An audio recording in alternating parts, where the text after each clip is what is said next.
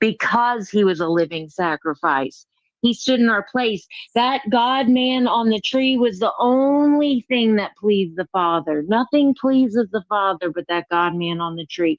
He stood in our place. He is our judge, our jury, our everything, our salvation, justice, God, everything. You cannot. She is saying that Jesus plays a massive role. That's why she would be using that terminology, because she's a fan of his. Why do you have to? You see what I'm saying? Like, why do you have to make the logic out of her claim? Like, everybody speaks differently. That's what he does. Never answers the question. Has a different worldview.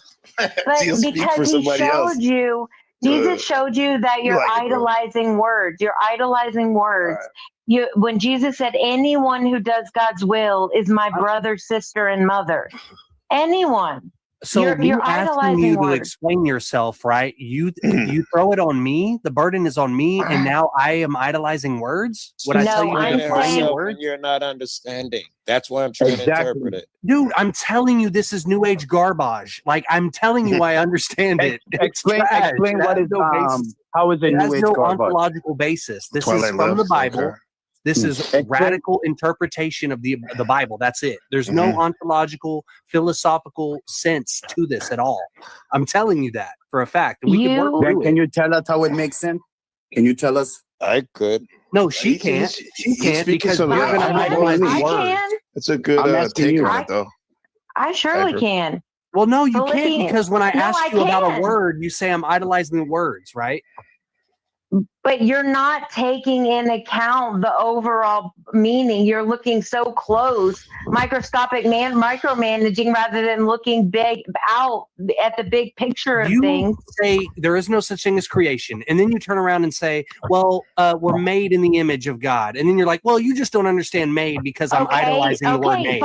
Fine. You're idolizing the word made. We are the image of God. How about that? I won't say made. We weren't made in the image of God. We are the image of God. Is that better? Does that fit your idolatry? No, it's not better. It's not better because it's wrong when you made the claim, when you agreed to the claim. It's words. How is it wrong? No, it's not words. You said that God. You're not listening to what I'm saying. Not every word has to be perfect. No, I am. You said God is an individual spirit. You said God is an individual spirit. No, I said we're all God. You said God, the thing that we're made in the image of, is an individual spirit. That's an ontological error. That's a problem. That's not my problem. That's your problem.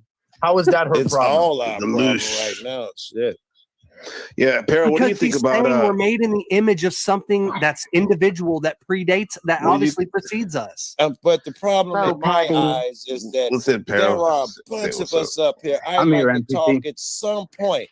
And as long as she's the only one that's allowed to answer, you and her have the floor. I didn't just fucking come here to fucking hit you two people. I love you niggas and you're making great sense, but can I participate at some point? Joe. You use them as a punchline. Seems like Joe knows about this more than us. The inclination to explain, I don't give a damn what you think you are entitled to. Did you order the code red? I did the job. Did you order the code red? You're goddamn right I did. Tom Cruise. That's what I'm feeling. Hey, there he's back. I'm about to cut this off. This has been too much fun. But Peril, what do you have to say? Is God a woman or a man or neither? Y'all know I don't believe in Christianity, but we all know that God is not a woman. God is not a woman. Listen to him. If God was a woman, if God was a woman, everything would be feminized. So you're saying that God has genitalia? That's crazy talk. Wait, what do you say? NPC, repeat. Never mind. It's better that you didn't hear it. But but yeah, I was just hearing Marilyn giving out her talking points. Yes, like sharing her worldview. But this guy, seems like he has a problem with what she's saying. Like, he wants it to add up, right? Right. Yeah, there's huge problem. I wanted to ask. Then can you explain what the problem is? One of the problems is she at one moment says one thing and then contradicts it by claiming another thing. For example, we're all gods, right?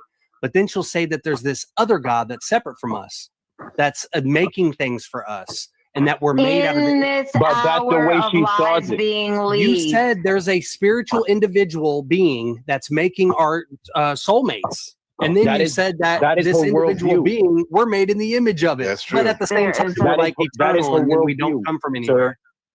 So you're saying that she's the problem because she has her different worldview? She's Like, not the problem. I'm not like saying you? her worldview is fucked. It's messed up. No, it's not. What You if live it works in for the her, past, though? present, future at the same time. So There your is a worldview is past, perfect? present, and future.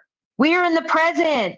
We're not There in are the people who do future. a better Exactly. job at explaining their cosmology, deeper I see. cosmologies out there that are also wrong, but they can also make a better sense of it.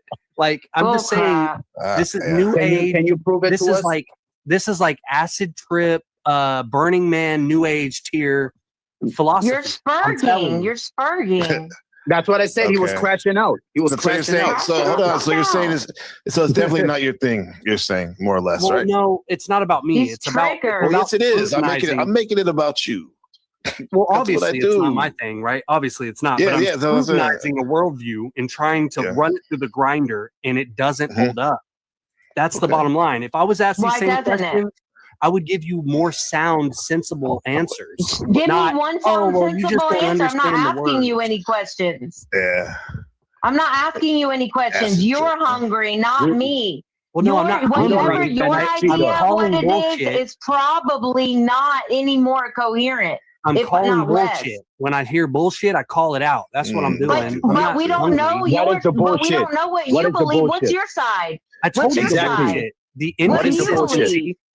I told you the bullshit. The inconsistency, the incoherency, all of it is convoluted, and she doesn't even want to define her terms. We have a problem idolizing words, so the burden is on us to figure out the words. But she's explaining it to you like bit to bit. So can you just like accept it at least by being grateful I of the way hear she it. thinks? It's going through my ears. I understand that, right? Like I'm assessing what she's saying, but there are errors. There are ontological errors. There are a plethora of philosophical errors, right? Please What is the tell error? me what your spiritual view is, and let me pick all the holes that are in that. We can do that Yeah. another Wait. time. No, We can didn't. do that another time. because- Oh, okay. So you want to do that? Hold on. That'd be great. So you guys want to do that in the near future? Maybe Yeah. you two can go A at it. debate? Like, Yeah, more extended time. Here, let's Oh, expose okay. your I belief. Yeah. can't wait. Can't wait to see Yeah. that. Look, Okay. right now For we have real. this thing called words that we use for communication. It's Yes, we do. absolutely necessary to And make then- sense of Oh, what Twilight is left going again. on in our heads. What? All Yeah. right, so it's not He's about talking right idolizing now. words. That's It's him. about using them for coherency. You're right. Help Yeah, me help yes. you. And I will use these Like, that's words the as I bottom say. line.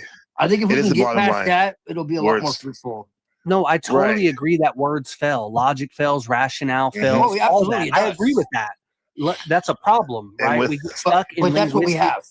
right now. Semiotics is based off of linguistics. Most people run their meaning of symbols off Mhm. of linguistics. I'm saying that's wrong. I don't agree with that, right? But Okay. at least when you're trying to convey your worldview with words, there's got to be some sort of coherency. And there's none. There's these contradictions. Like, for instance, right? Let me give you a short example, just a taste of how I would correct what she's saying. Boy. Instead of saying that there's some other separate God from you that's actually all knowing and all perfect and he makes soulmates for you and we're made in his image, I would just cancel that and say that all of us are on an equal playing field, right? That there is Okay. no separate God, right? There's not gods, us, and then this thing that's better than us. No, we're just all, throw the word God out. That's the problem. You're using the word God, and that's an issue. No, I There's will no such refuse thing to as take God God, or out God, of it. right? I'm not. bro. Hell no. I'll never take does God that have out of to it. do with the topic? Just say There's no spirit. one above God. Just There's say no one spirit. above God. There's no one below God, but there's no one above God. I will never take a God out of it because it's There you go. because of God's abilities that we are this. It is So wait, not. There's another No. there's another No, contradiction. You just we made have another the contradiction. same And we'll have to do that. inheritance. We have So- the All right. same power and authority. Okay, And then so we'll we're all talk about it powerful. during the debate because I gotta go to work right now. Okay, I'm gonna get this last contradiction. Thank I'm gonna you. mute my mic. Stay on though for a second. Go ahead. I'm gonna mute my mic, and actually I'll leave so I can make this easier for everybody. But she just made another contradiction, right? There's I hear my song nobody at the higher end. You than can't leave. God. Go ahead. This like nobody higher than God. Right? And then earlier you said we're all powerful. We're all right. Yeah, it's a- But that is her talking point. There's no more Motherfucking.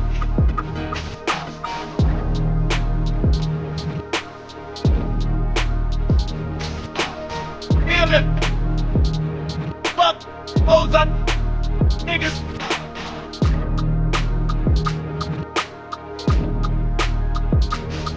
Make up.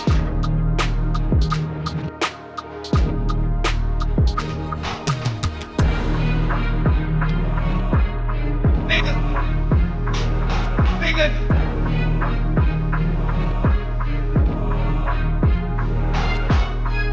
Doja.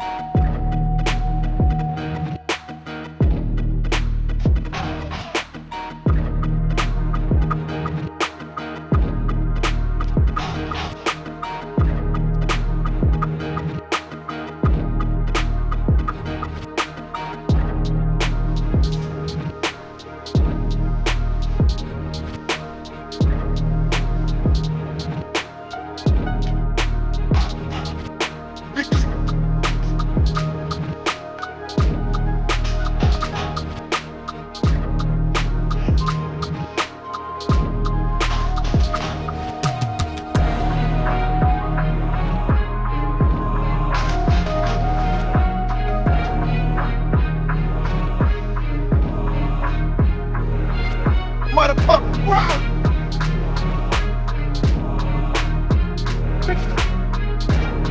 They gonna make shit. Nigga, but nigga, they gon' bang bang. Nigga, some.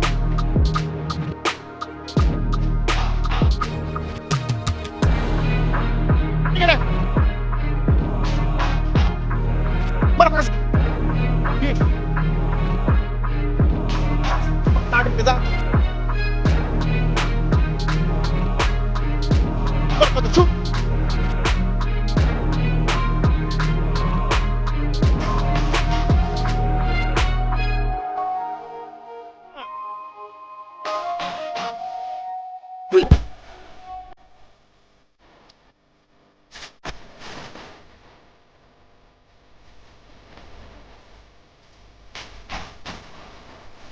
Whoa. That's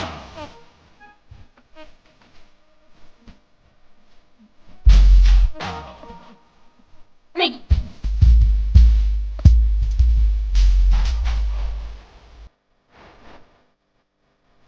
Today.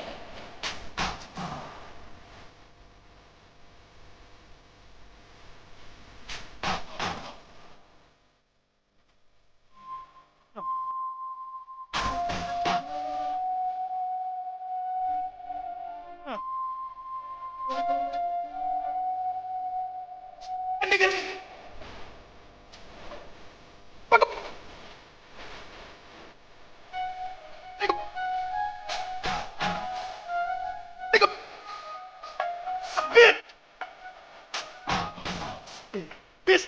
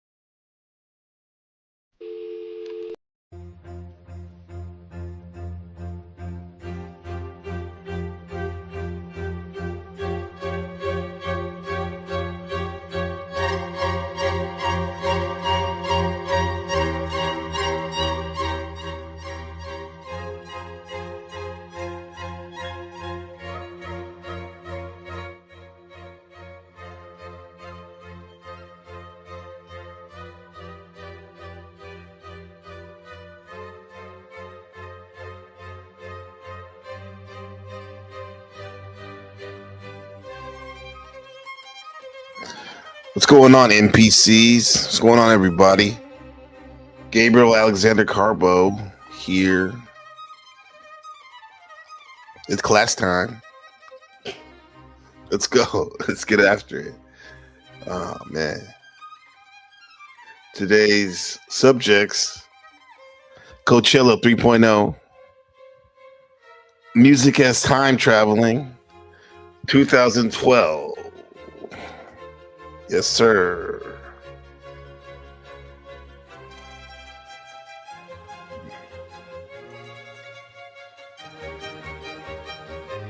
What a great year, 2012. It's the year. The year I started Bikram yoga. It was the year I met Rebecca, Miss NPC. And it was the year I went to Coachella. 2012. Yeah. Before the influencer vibes. The first year of Twinchella, the 2 weeks version of Coachella. It was the peak of the EDM culture. Yeah. It was the golden era for future stars such as Kendrick Lamar, who performed, Frank Ocean, Childish Gambino,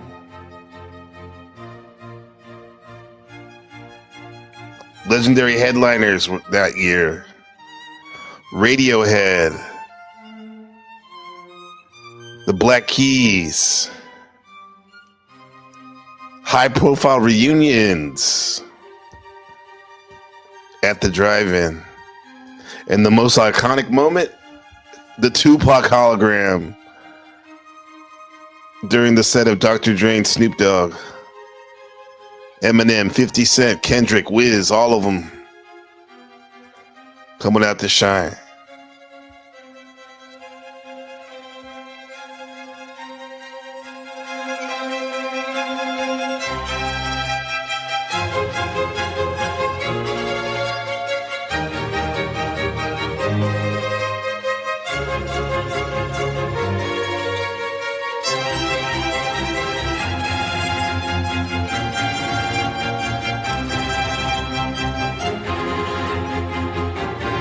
Yo, what up, everybody? Let's check homework. Let's check the homework. What's up, chat? Shout out to the machine line, machine lies. The underground is rising. It is risen. It's rising. Ninja watching. Shout out to Shadow Buddha, bro. You gotta tell him, Shadow Buddha. You gotta remind these guys and girls, machine lies. We gotta remind these people. We are better than you niggas. Period. What up, Scotty Pippen? Good to see you. Yes, that was Gangster Boo. Make him say, nah, nah, nah, nah. Yeah, I had to remember that. Like, I'm like, who did the Hooper was performing that year? Master P actually performed that year, 2012, with A$AP Rocky. Speaking of, that was his first big show, Coachella. 2012, A$AP Rocky on the stage, freaking a little known at the time, Izzy Azalea, wearing those fake eyelashes, big ass eyelashes. Who else? Yeah. A$AP Rocky performing right when Radiohead was performing in the main stage. A$AP Rocky in the Mojave tent, the Sierra tent. And then right before A$AP, it was Flying Lotus. Yes. Yes, Charles Darwin. What's up, brother? Homework, man. Homework. I'm going to check your homework, right? You can't give me no excuses. It's like, how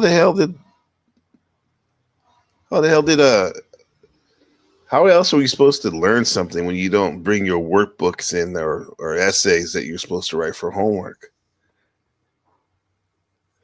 Your homework was supposed to be chat dynamics and chat and panel dynamics, right? Yeah, and we're gonna check your homework, so see what's up. Drop the link right there on the panel. I said yesterday. I said, Terry, how the heck are we supposed to learn anything if you don't bring your book, your workbook with spelling and new vocabulary words that you could use and editing, we call it grammar, editing, how to correct things, right? How to correct a sentence, what words mean, and math, right? Math. We didn't even get into math and science. Yeah. Speaking of math and science, shout out to Max Vision's remote viewing class. Good to have you. It's been a minute. Hit that link. Let's talk about it. Music as time traveling. Today is week 2, beginning of week 2 of Coachella. Always the first or second week of April. Coachella Music Festival in the Coachella Valley. Very close to Palm Springs, right? Shout out to Spicoli out there in Palm Springs. Yeah. Machine said you could have a boo hat with both a gangster and a boo. Yeah. You can change your perspective, huh? Gangster boo. Yeah. Fascinating artist. Gangster boo. Yeah. Coachella was wild back in the day. Many of these music concerts or festivals are pretty fun, pretty wild. Introduced me to a lot of different genres of music and artists, even some old ones. Yeah. Let me see who we got here. Bang, bang, bang. Shit like that. Yo, what's going on, Max Visions? Good to see you, man. It's cracking. Doing good. How are you doing? I'm good. It's Friday. It's Friday for me. It's Friday. I got Friday. Got a couple sips in me, a couple smokes. I'm doing good. Just making dinner. Sounds great. Sounds great. Yeah. Having some sausages, some broccoli, asparagus, and carrots. Eating good, feeling good, huh? Yeah. At least for now, right? Yeah, right. It's now that's all there is. Yeah. I think it's good now. It's funny how when we work the 5-day-a-week schedule or whatever it is for you guys, it's like whatever the last day of work is, it's the Friday. We call it the Friday, right? Mm-hmm. It's my Friday, even though it's Saturday technically. It's Saturday morning here. Yeah. Well, they made an entire franchise on TG. Thank God it's Fridays. TGIF. Oh yeah, TGIF. ABC, right? Yeah.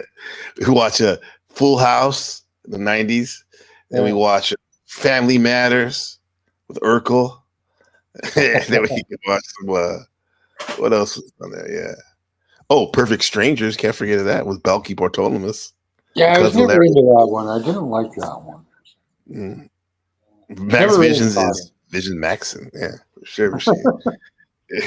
You never felt that way? Why not? It was. I mean, it was one of the the motif, the best friend motifs done with a cousin from a weird place, made up place called Meeples. Yeah, but they had Mork from Ork, right? So Oh yeah, that's a really foreign buddy show. Yeah, that kind of caught my attention. Yeah, that's the weird. Mork and Midney, you're saying? Right, Mork from Ork. Yeah.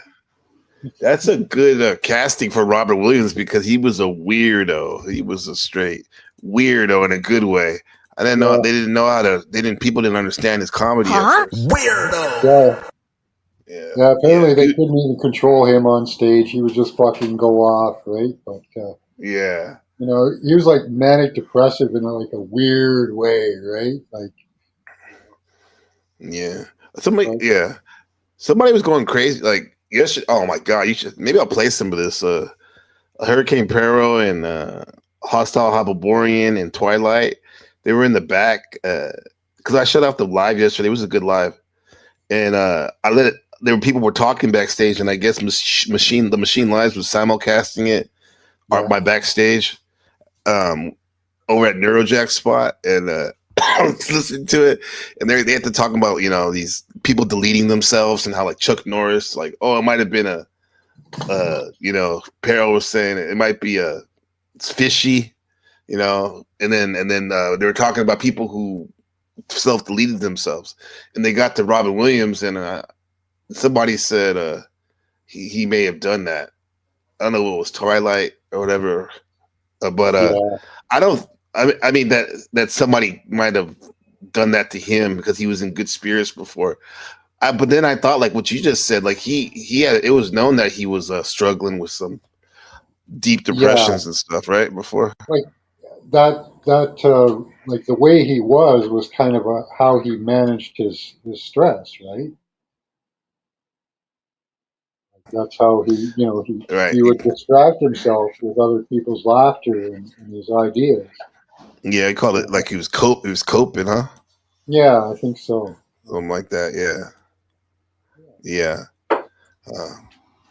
Sometimes you just need to let the dead lie, in a sense. Let them.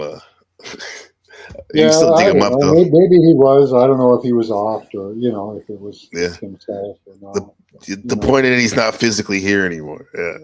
So that's the point. Yeah. He was great though. One of those guys that paved the way for having been a silly person, but then matured into a very fine actor with a lot of range and whatnot. He did some serious roles and some comedic roles. He had a lot of range. Yeah. I wanted to comment on your music as time travel. I agree with that. Yeah, that's good. Yeah, I absolutely agree with that. Mm-hmm. There was a study I heard of a long time ago. I can't cite the study, but they took a bunch of people and they put them in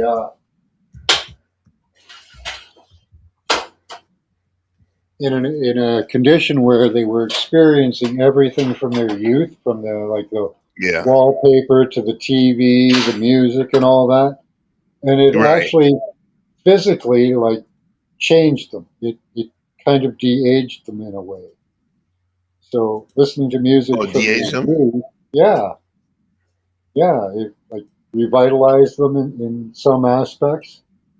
Some were testable, but their vitality came back, memory, other cognitive aspects came back. So, music as time travel?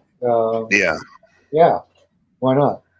Call it that. Yeah. Well, you're in so you're in Canada. So what would if I told you, if I said how would this bring you time travel? Where would we go when I bring up Gordon Lightfoot? Mm-hmm. Yeah. That take you back? I know you're probably very young when that came out, but yeah. Right away. For sure. Yeah. He's definitely a Canadian treasure. Definitely. Yeah.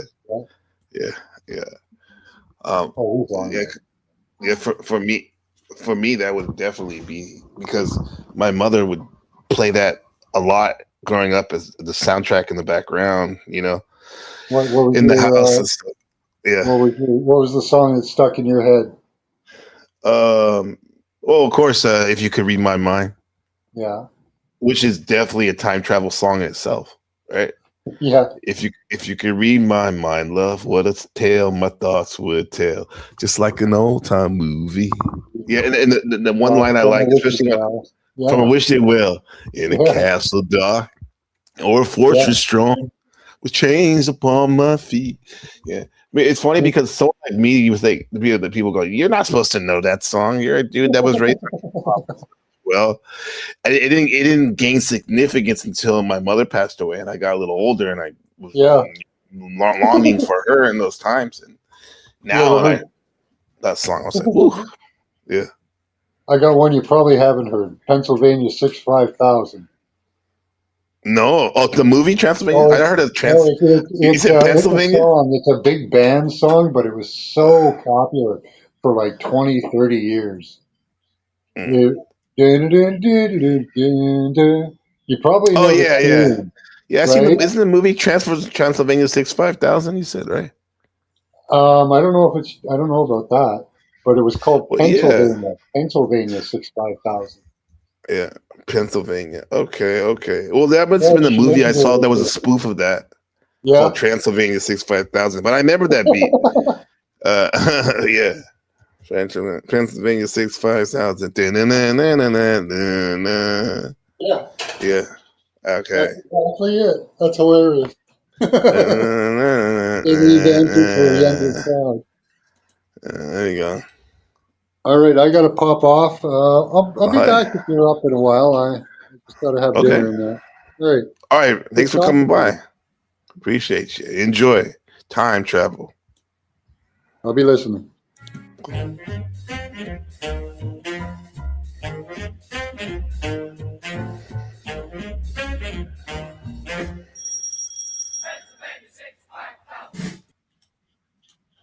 There you go. Pennsylvania 65000. The great Max Vision, everybody.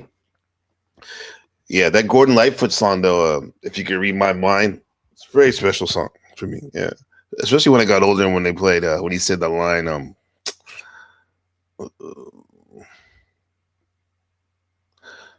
a movie queen to play the scene and bringing all the good things out in me. Yeah, that's kind of like what I think of when I think of Rebecca. Yeah, she just busted on the scene and brought up all the good things out of me, right? Especially this guy right here. And when I was saying like there's 2012, when I went to Coachella, I started the yoga in March. And I did it for a month straight, 27 days out of 30 days. And I met Rebecca on the counter, working there at the Bikram Yoga San Jose. And we ended up having this Bikram baby right here, Benny, who, mind you, shout out to Benjamin. He got 97 on his Chinese midterm yesterday, second grader. And he got 94, you can see, on his math final. So yeah, could have got 100. I think we made like a little mistake on there. Yeah, so shout out to him. Yeah, hell yeah. Yeah, little wing in the building. Yeah, that's my Benjamin. That's our Benjamin right there, man. Not bad, huh? Yeah. Doing pretty good on that. His birthday will be on Wednesday, April 22nd. Yeah, there he is right there. First day alive. Fast forward to almost 8 years later. Yeah. Not bad, huh? Yeah. We do it for you, Benjamin. Yeah, but pretty good stuff. Thank you, Little Wing. Appreciate you. Charles Darwin said, one concert I wanted to go to was Woodstock 99. And yes, I know that how bad it was. I just wanted to see the bands. Yeah, that would be Woodstock. Yeah, 99. That's where they had all that. Ended up having the big ass fires in there and stuff, right?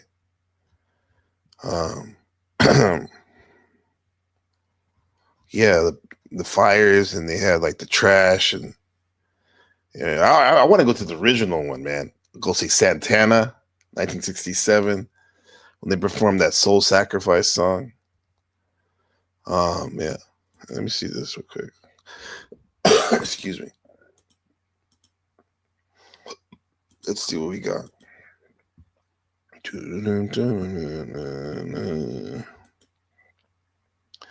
What was it? Woodstock 99. Well, so Wyclef was there. Wyclef John. Let's see what song he performed.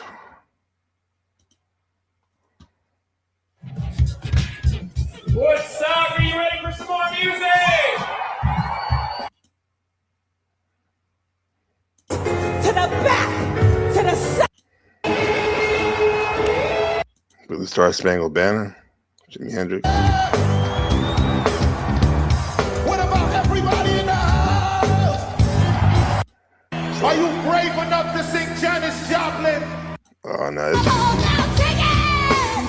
All right, it's trying to feel. I rather just listen to Wyclef not singing Woodstock songs, but yeah, he was pretty good. So you said you want to go see the Woodstock 99. What about you, Little Wing? What concert did you enjoy going to, or would you have loved to gone to? Let's see.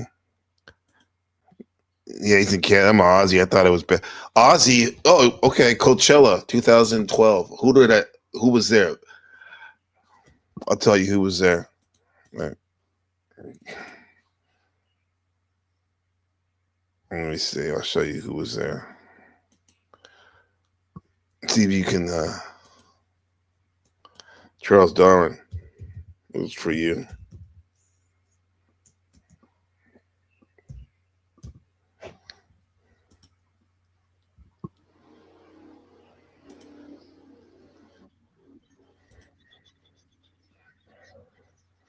Madness.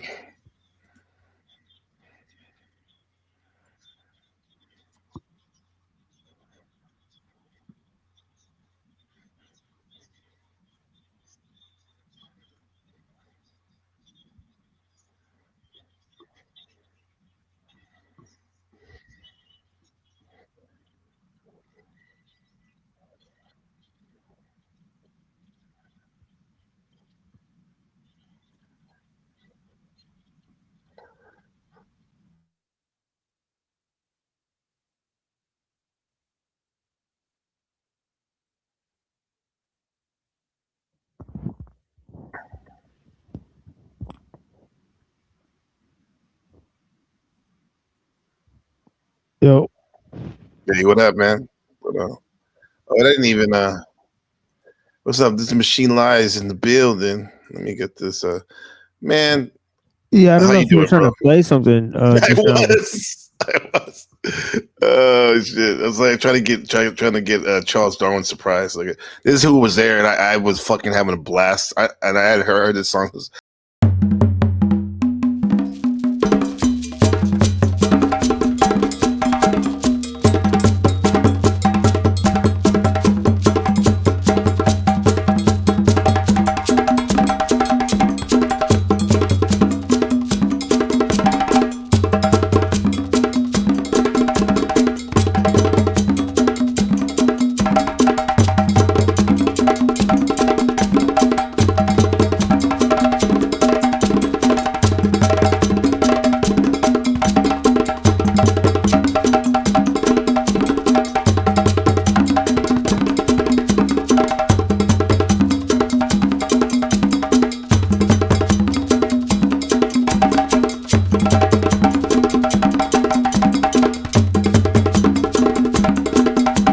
That ska music. It's not bad, huh? Right. I like that, man. Yeah, they're from Australia. Madness. Yeah. So it sounds like some Ethiopian jazz or something. It's a ska. I think it's like dance hall mixed with punk, and yeah, it's pretty crazy genre. What's up, Avian Buddha? How's it going? I'm doing well. What about you? I'm doing good, thank you. What's up? Blessings. Yeah. This stream is mainly for music, right? And commenting on music, right? Yeah. Because it's it definitely music is the backbone of this one. Well, actually Coachella and music, because this every April is the where they have the Coachella Music Festival since 1993, right? and I went to it in 2012. A lot of people think that was like the peak of it, because now it's just ridiculous. This is when I went there to 2012 right here with my friend. He made a couple books. You guys would like him. My friend Jeff Sato right there. We had a good time. But what I'm going to say? Interesting enough, the Coachella Music Festival, it started as a way to get away from these big ticket shows, where it was like, I think at the time Pearl Jam was tickets were like $200 almost, right? Even in the 90s, and they were like, screw that. And so this one smaller ticket company was like, let's do a festival, and we need a venue. And then this place called the Coachella Polo Ground, where they play polo. They said that you can do your show here. So they did a concert there, right? And tickets were like $50 or something. Fast forward to now, the tickets are almost $700 each. So it's wild. But some of the best bands around go there every year. But yeah, music. And I was thinking about how music is like time traveling. When you listen to a song, for example, it can take you back to that moment when you first heard it or it hit you most. What do you guys think about that concept? Music as time travel, form of time travel. I think different music moves different people. For me, my taste in music is very fluid. Like it depends on the mood I am. Like I tend to get more attached to visual media or literature or something. But some music I like are like neo folk, like in Go Wind Ring and Tin He. They tend to have more lyrical complexity and stuff like that. But I used to listen to a lot of underground rap too. About Black Alicious, their underground rap, and we also listen to Chaos. He used to be underground, I think. But yeah, I mean, my taste in music, I've gone through a lot of transformations over the years and stuff. So that's the thing. So I listen to a lot of video game music too. I think video game music is underappreciated. Yeah, I mean, it's gotten a lot better than it used to be with that 8-bit, like the way it used to sound. This video game music? Nintendo era sounded nice. I like Donkey Kong Country too. Has very nice music. I think David Wise or not David. Oh yeah, that's from Elder Scrolls. I think it's from Oblivion, right? Right. Yeah, which now became the meme for NPC videos. NPC videos, like people doing crazy shit. Yeah. Well, yeah. You sound like you like a pretty good variety. Yeah. Eco the Dolphin has a very relaxing soundtrack. Eco the Dolphin, very relaxing. Yeah, it's a relaxing game too. So yeah, it's kind of like that ambient music, huh? Feeling music. Yeah, I like that type of style. Yeah, Coachella had that too. Like there was a guy. I don't know if you heard of a guy named Amon Tobin. Like so it's one of the greats. Yeah. Yeah, because him live is it's pretty good because he's like a visual artist too in a sense, huh? Yeah, he's incredible. Like what he's doing. Yeah. And then I saw one of my favorites. I didn't know he was one of my favorites till I saw him there. Was Flying Lotus. I'm sure you like Flying Lotus. Yeah, Flying Lotus is incredible. Yeah, man. Yeah, he was great. Yeah. So, was it Little Wink said that she said I think it was A Day on the Green in the 80s in Mountain View. Oh, so okay, Mountain View. Bay Area, Northern California, the home of Steve Jobs right there. Jackson Brown was there. Wow. The Eagles are sick. I know they're super popular, but they have, their most famous song, Hotel California. It's a great song. So long ago, I remember the first show, Sly and the Family Stone. Wow.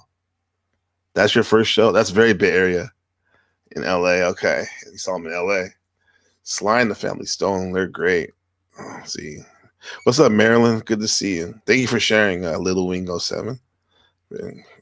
She said, dang, I didn't mean to drop last night. Peril told me y'all kept it on. Well, no, they kept it on backstage, though. Yeah, if you would have stayed, right? I appreciate you keeping it going. That was surprising. Because basically, like, Hyperborean doesn't really watch all the shows where they reviewed Pero and him talking about his theory about, I won't repeat it here, but it is what it is. You're a very classy dude, dog. A gentleman. He won't repeat it here. Yeah, we know it is. This is one of his tamer theories, right? It's not this one necessarily. People be okay, because I know I'm not. As a real nigga with feminine energy, I am not okay with that. That one. It was a different theory, because obviously that was the topic of the show: is God a woman?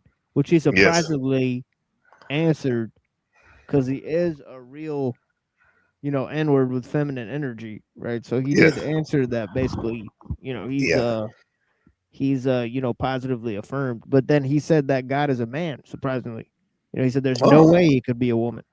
So that was a surprising answer from him, even though he attains to having feminine energy. So sometimes people who believe in feminine and male energy, sometimes they believe in goddesses and stuff. So that was a bit of a surprising answer, but no, that was not the theory in under question. Right? It was something much more crass. And Hyperborean sort of dragged it out. Right? The pause. Oh, wait, you don't have to say pause. He didn't say what it was. Yeah, it was very a phallic. Well, he got dragged by Hyperborean. Yeah, I saw it. Yeah, in terms of the questioning. Yeah, that was interesting. How I thought it was hilarious when I popped in to listen to it, and Hyperboreal was talking to him about they're talking about DMX or something, and then Pearl's like, you guys know my theory on DMX. I said, I can't stand it, because they're like, why is that? He said, well, because he didn't want to have sex with Gabrielle Lee Union, Dwayne Wade's wife, right? He's like, all right, yeah, I guess, that might have I might have missed that exact part. Weird. His reasoning was interesting. And Hyperboreal's why? He's like, well, because he turned her down. She's gonna let him have sex with him, and he said no. Well, how? I guess it was a story, if maybe he heard or something. Someone relay. Sort of celebrity news, tabloid. Yeah, exactly. Yeah. He's like, that's why I don't fuck with DMX, because he turned it down. And it was seeing them two together was funny. X gonna give it to you. You know what I'm saying? Yeah, exactly. Yeah. That's surprising too, that he turned her down. But Hyperboreal was like, actually, that makes him more of a man for doing that, having some restraint, right? So something to be said about that. So Machine, what are some of your favorite artists in terms or music time traveling? What do you think about that concept? Music as time I have travel. so many. Yeah, I have a lot of artists in terms of time traveling. I've collected tons of music, certainly. So I mean, like, culturally speaking, right? I mean, I use it like both to analyze culture, like, and also just look at what's going on. I mean, I like a lot of different types of sounds, right? Like more futuristic, and then like maybe more natural sounding. So I could like listen to like a lot of industrial, or like punk, or like reggae, or obviously underground hip hop, and there's a lot of electronic stuff that I like. Yeah. But those are the main stuff that I listen to, basically. Okay. Electronica, which is heavily technology influenced, right? Sort of like sounds futuristic. Like I like more like, I like more like interesting subject material. Right? Like I don't know, like I don't know. I think you've seen like some of the stuff we listen to is a little bit heavier. Yeah, I used to listen to a lot of black metal, actually. Like I like black metal a lot. Yeah, in the past, but not as much as now. I think Obsidian Gate was one of my favorites. Yeah, those are great. Emperor was nice too. Stuff like that. But not as much anymore. I also used to listen to a lot of stuff. I forgot the name of the bands in the past. Like over 10, 15 years ago, I was listening to way more music. And it was like lots of different bands. Okay. Yeah. I like that. I like the lyrics too. A lot of black metal. It feels like Lovecraft, which can be pretty cool. Mm-hmm. Black metal, huh? Yeah, like did that come out of a response to regular metal? Like maybe the people wanted a little bit more harder or whatever. Black metal is different. There are different kinds. Like you have symphonic. You have kind of feels more. A lot of it is more cosmic or more metaphysical, and rock is more. Like the rock kind of stuff, or like the different kinds of metal. There are a lot of different genres. I have friends who could talk about it better. Like they listen to a lot more stuff. Okay. It's different, yeah. There's a lot of different genres of music. Yeah. Let me see. Let me show you. So here's some of the bands I saw at Coachella. Some of this footage is actually from my footage, and then some of it's my friend that I met up with. My friends from New York. This is the year we went to, 2012. Some of the artists there.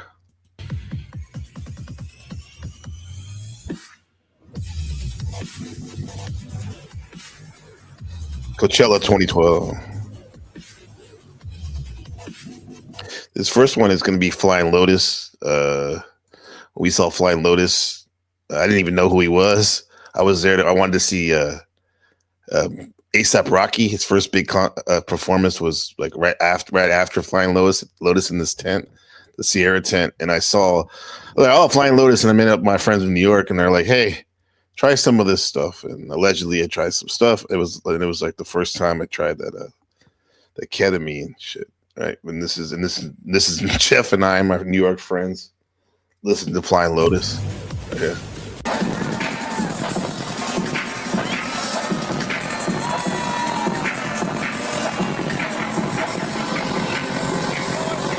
What up, Watts? Yep, that's him. That's the iconic Ferris wheel you always see at Coachella and palm trees.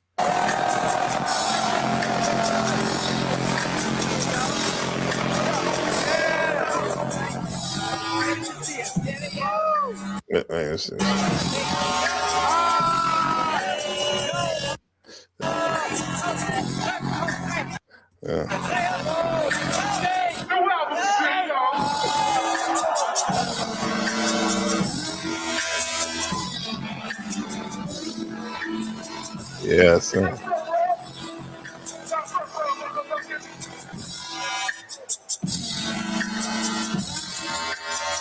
It's crazy, man. Like, it was around this time after I got back, I was reading about the Eleusinian mysteries they used to have, and I was like, man, what if like this is kind of like a watered down version of that type of stuff? Because with the lights and the music and the substances, right? That was a crazy pilgrimage people used to make, right? Once a lifetime, maybe, like the Eleusinian mysteries.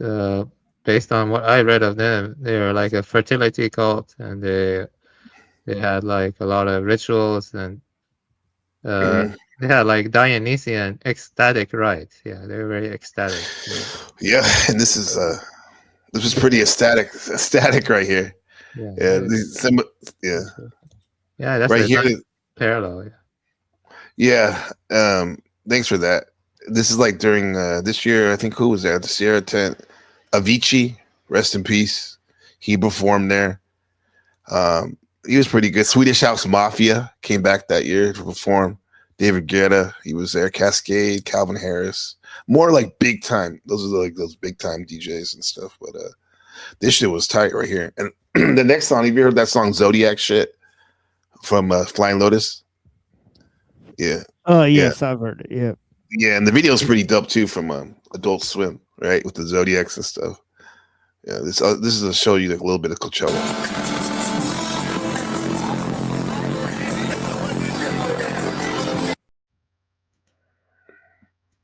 There you go.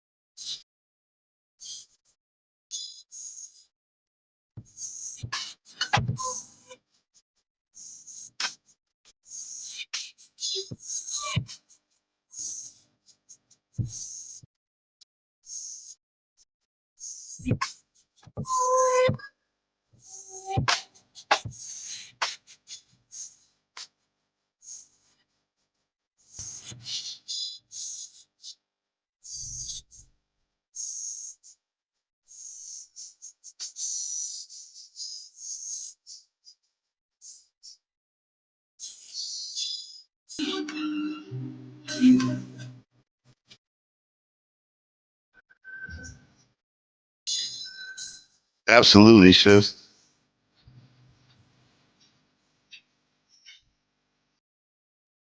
Yeah, it's like literally in the middle of the it's literally in the middle of the desert right there, man.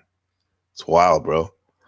Yeah. Usually they play polo. That's why the grass is so short, like a cricket field or soccer field, kind of, golf turf. Yeah.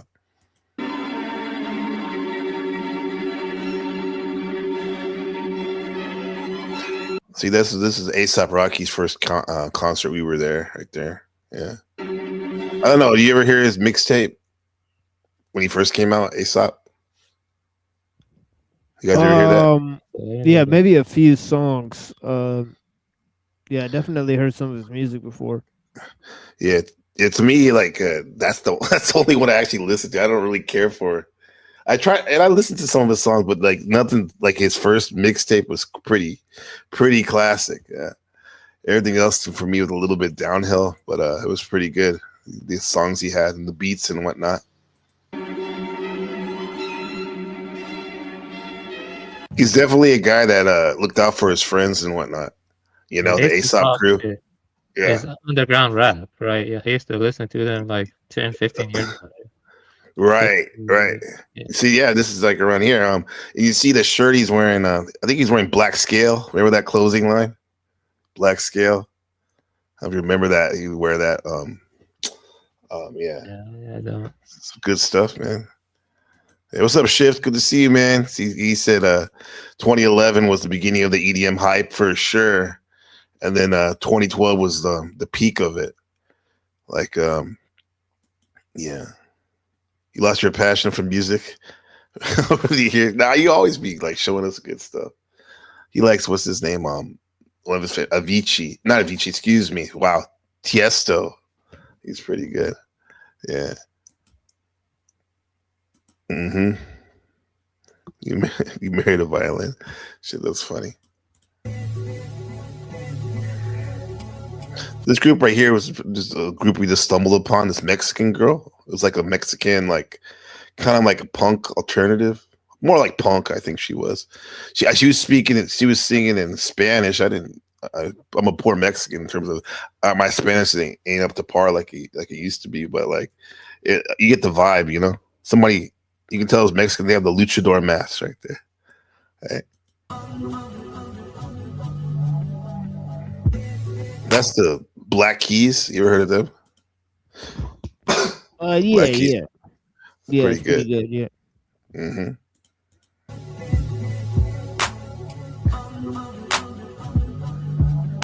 You know who that is, right? The Snoop Dogg, right? From Snoop and Dre. They were the headliners. They were the ones that they closed the show. That was pretty nostalgic because that's like literally when I started high school when they came out with the Chronic in '92. Snoop Lion. Yeah, I can tell. That didn't. I don't know. Remember, you said you have a love of reggae. What did you think about that? What you heard about the Snoop line? Yeah, it seemed like a failed experiment or whatnot. It did seem like it. Yeah. I mean, this was good because this is the first time 50 Cent and Eminem they came back together. All four of them were on, performing. Yeah. And that's when yeah, hold on a second.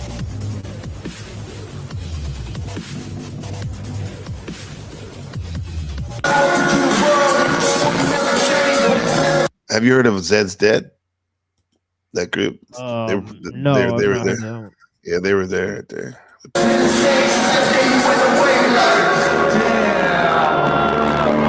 gonna get into some no prayers right about now. How you feeling out there, Coachella? You alive?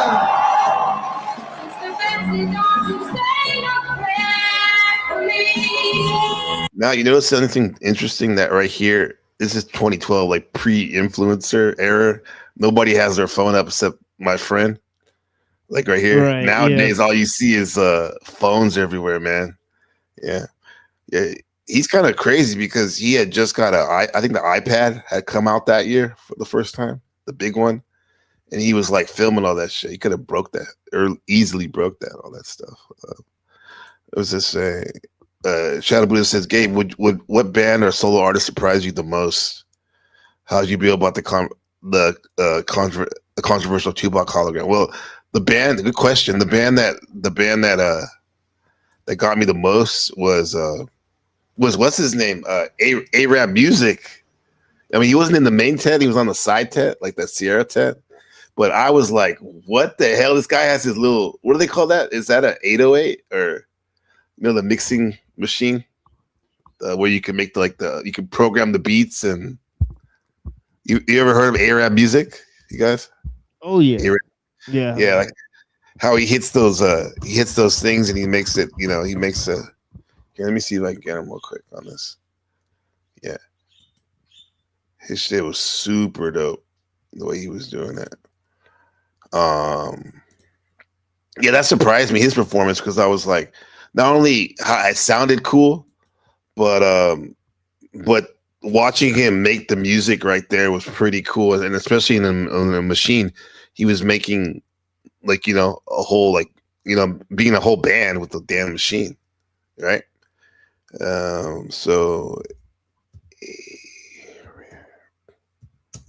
music.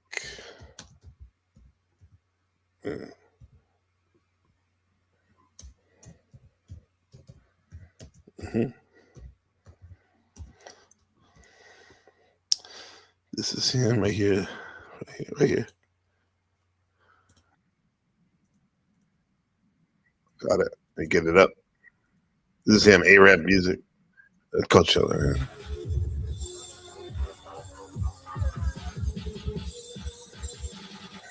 Yeah. You can see his hand right here. Let's see him playing it on the big screen right there. Playing that shit. Little Puerto Rican dude.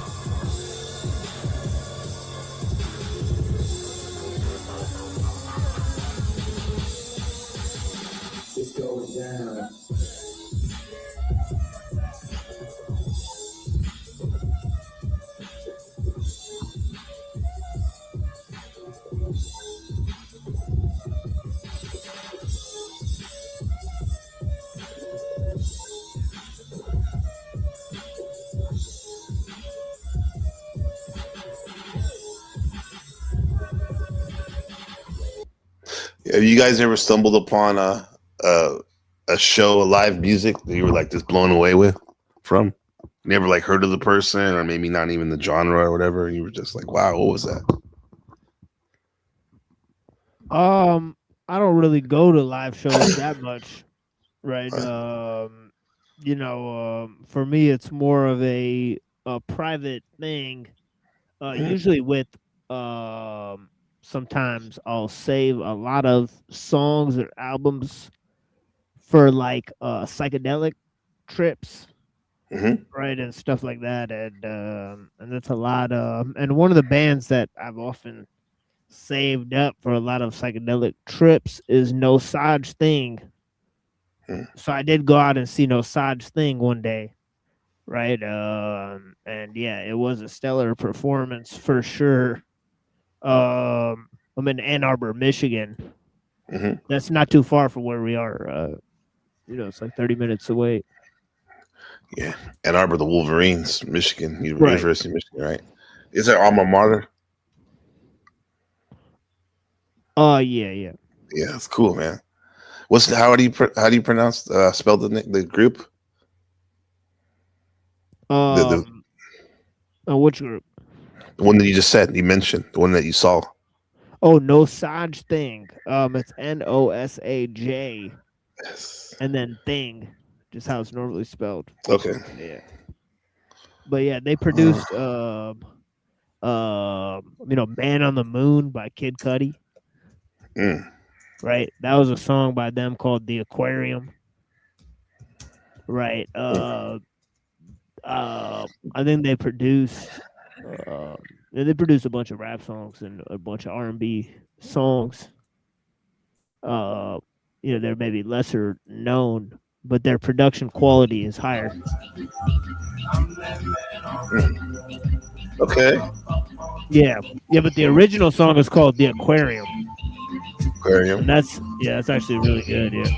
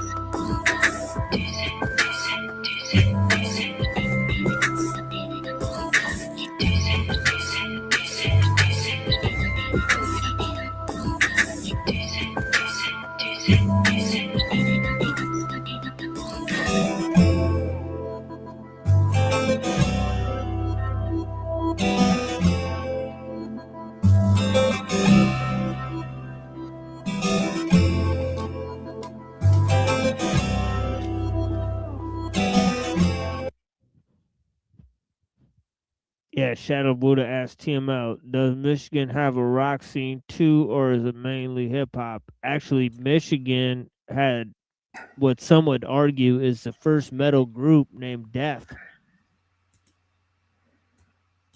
So yeah, if you look up Death, it's actually the first metal, considered to be one of the first metal groups, and it's all black. Interesting. Oh. And also Bad Brains, right? So yeah, interesting, right? Okay. Yeah. The last song though, man, I like them. I'm gonna put them on that list. No say thing. Nasja thing. Yeah, No Such Thing. No Such Thing. Yeah. I like that. Metal. Let me see this. Death is the name, right? Yeah. Yeah, I think they made a song called Politicians in My Eyes. And a bunch of other songs. But yeah.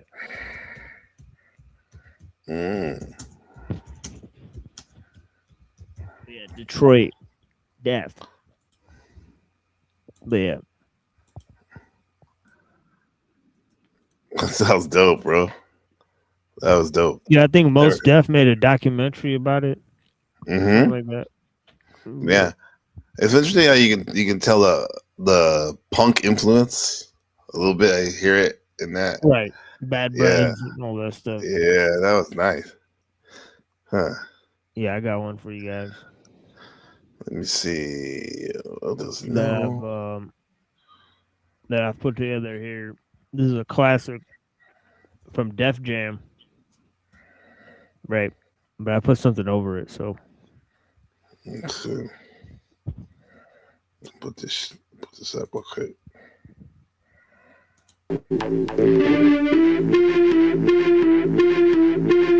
Oh no, wait, that's the wrong one.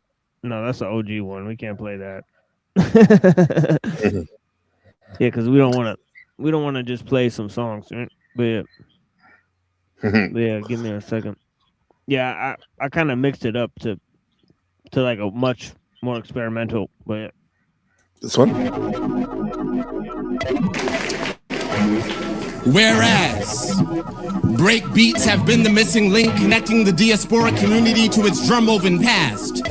Whereas the quantized drum has allowed the whirling mathematicians to calculate the ever-changing distance between rock and stardom, we do hereby declare reality unkept by the changing standards of dialogue. Statements such as keep it real, especially when punctuating or anticipating modes of ultra-violence inflicted psychologically or physically, will henceforth be seen as retroactive and not representative of the individually determined is. Motherfuckers better realize, now is the time to self-actualize. Studies show that when a given norm is changing to face of the unchanging, the remaining contradictions will parallel the truth.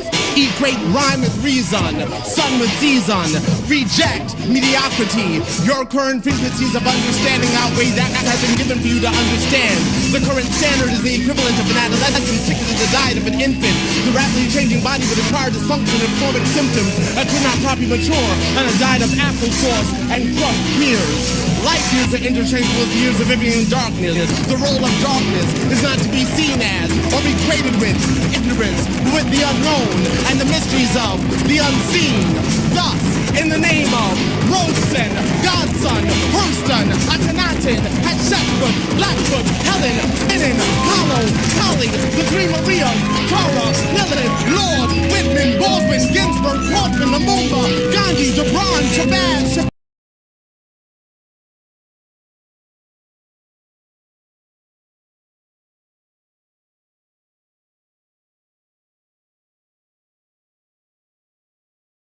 Come back. My bad. I was trying to get rid of. I thought it was the old one you had. Yeah, come back. Come back. Man. Holy shit.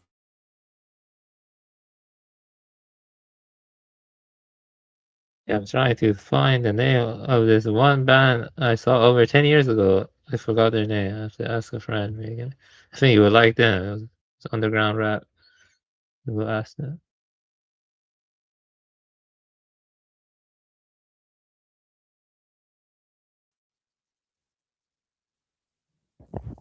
Whoops.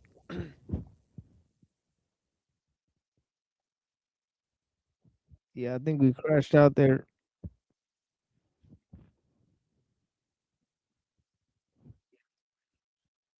I got basically kicked out of the studio or whatever. No, my bad. My bad. I thought that was the first one you tried to play. I saw two things on the icon. I didn't realize that was your icon right there. Oh, can you put that back on? Yeah, I got you, bro. I thought there was too many on here, man. I was like, we don't need it. It didn't work, so let's no. We heard the last half of that song. Let's go. Yeah. Let's see. What is this? The Muffet Band you said right here? Charles Darwin. What are you? Here it is right here.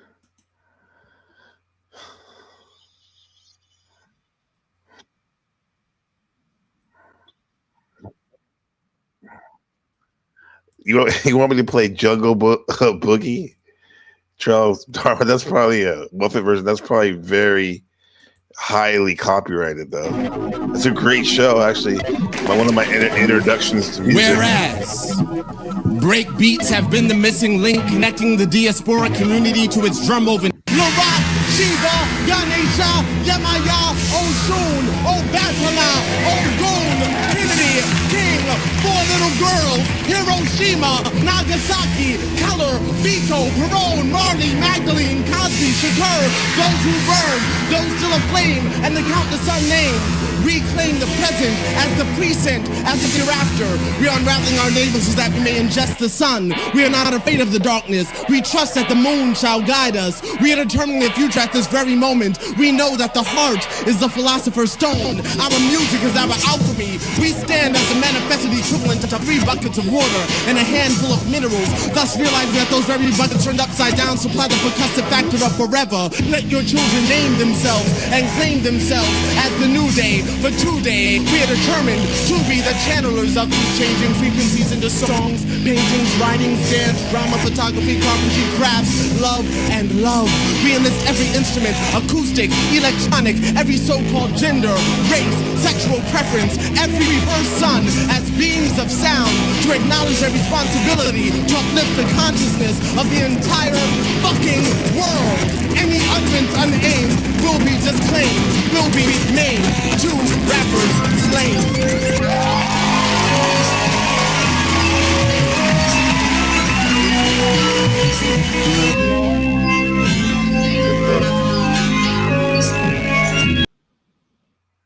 He took the Def Jam to the next level.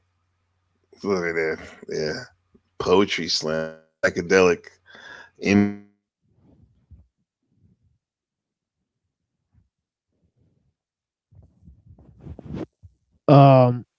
You cut out. Yeah, I was about to say I can't hear MPC anymore. But yeah, I think he'll be back in a minute. And I can't see us at the moment. So yeah. Oh wow. But yeah, I appreciate you. Yeah, so how you doing, Buddha? I'm doing good. I was trying to find this one band. I forgot their name. Yeah. Yeah, that's fine. Nice. Music. So you like you if you had to pick between hearing the best song ever versus seeing the best painting ever, which would you pick?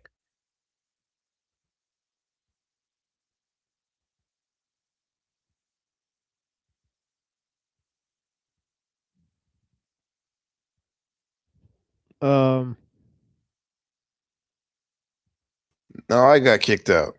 Yeah. Oh, whoops. I got kicked out. Yeah, I got locked up. No, I was saying, who was that performing? That was sick. Was this? Saul Williams. Oh, okay. I was gonna say that's pretty much the only poet I know in that genre. Gabriel, if you had to pick between seeing the best painting ever or hearing the best song ever, which one would you pick?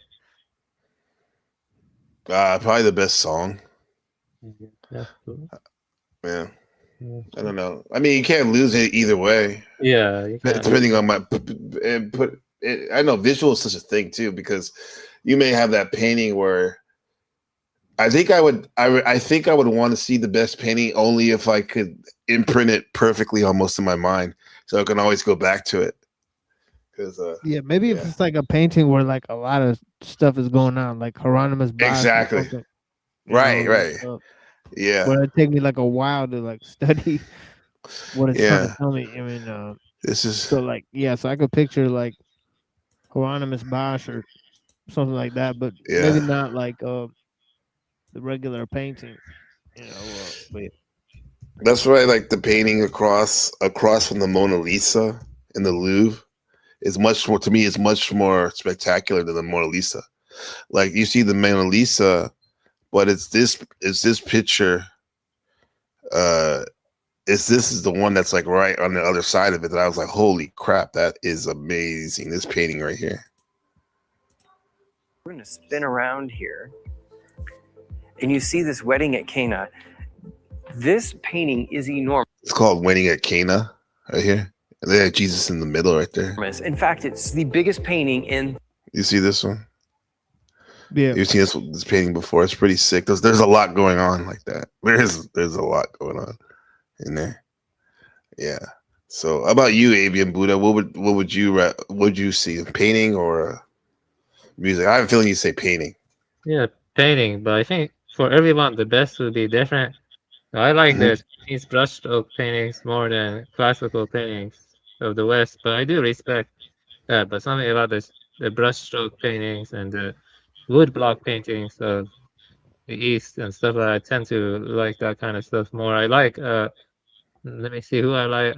I like Monet. Monet is nice. I like Monet's paintings, and I like some other stuff. Well, man, Monet has some beautiful paintings. Yeah, I like the more ethereal kind of stuff. But best music and best painting would be different for everyone. Yeah, Monet is he's a romantic. Yeah, he's good. His stuff's good. Yeah, he's an impressionist. Yeah. I like Caravaggio. That's what I like. I like that that hyper realism of him that he has of his figures and whatnot. That Renaissance. Is that Renaissance considered Renaissance? No, I think it's after. It has to be after. But yeah, he was dope. Yeah. What about you, Machine? Would you rather listen to the song or see the painting? I think there's like maybe songs where if I take like the right amount of psychedelics, I could see things in my head, images that may be better than anything anybody can paint, for sure. Okay. Yeah. How you spell Caravaggio? Caravaggio. Oh yeah, Caravaggio. That's just a C. Yeah, I got it. Yeah. Got it. Yeah, Caravaggio. Okay, yeah, I got it. Yeah, how do you spell it? Correggio, right? That's Caravaggio. Yeah. I knew a guy I used to play basketball against in junior high. We used to have battle, Mike Caravaggio. I wonder if he's related. Let's see. Yeah, look at this guy. This guy's dope.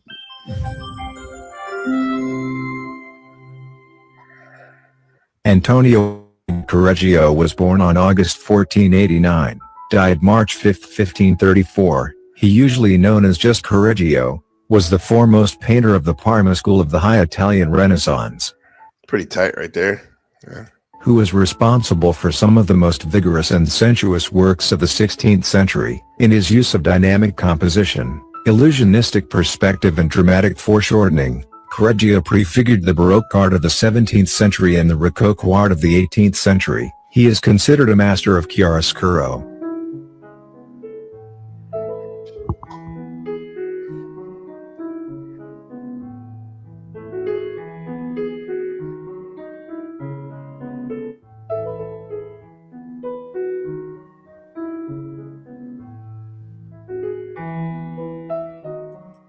Interesting right there. Yeah, one of my favorite East Asian artists probably Hiroshige, even though that you probably know Hiroshige. Yeah, that's nice stuff, I guess. Oh, it's just something about being too realistic. It doesn't personally appeal to me, but I could respect it, just too, I don't know, corporeal, too, I like it to be a bit more ethereal, more like whiskey, more something like that. But I respect your taste. It's still classy. Classy taste. Thanks. Have you seen Hiroshige's artwork and stuff? No, let's see it. Yeah. How do you spell his name? HIROSHIGE.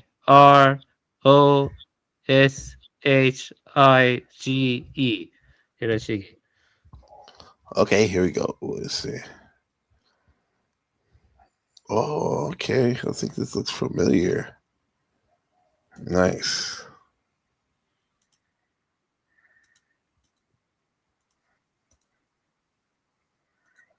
And rose from humble samurai beginnings to become one of Japan's most celebrated landscape artists.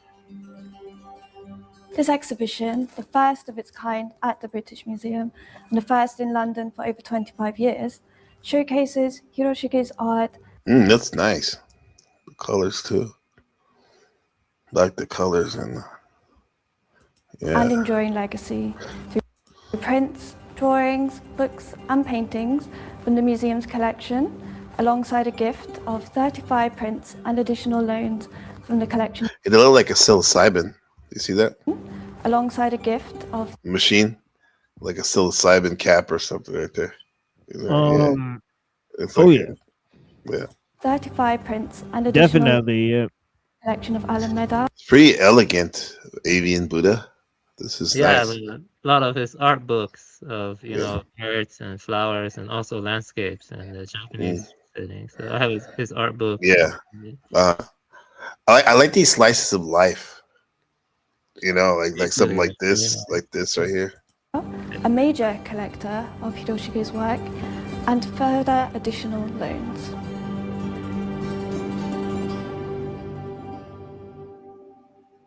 Look at this one. Through around 5, Hiroshige conveyed a Look at that harmonious vision of nature, society, and culture working together through around 5,000 color woodblock prints, hundreds of commissioned paintings, and dozens of illustrated books.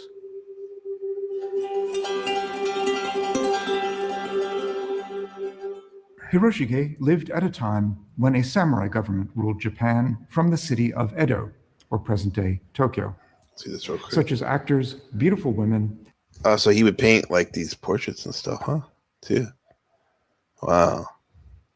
That's trippy, bro. Is there any evidence of Japanese psychedelics people taking? That's a interesting mind right there.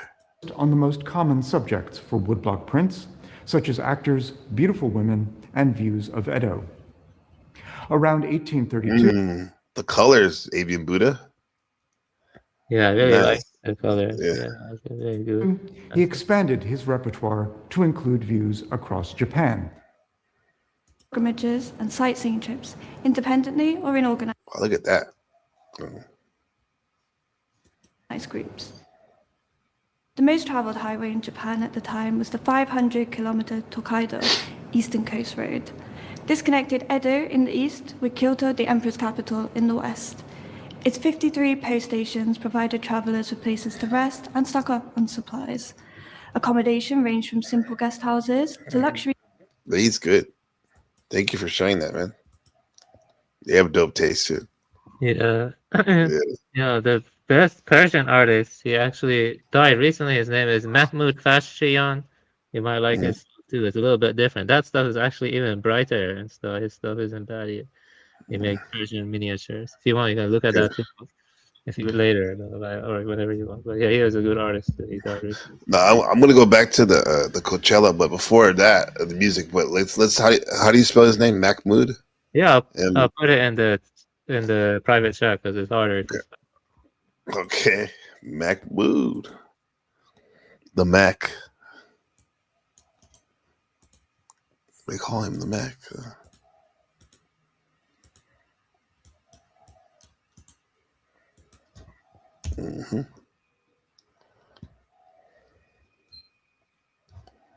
Oh, I gotta look at his stuff right here.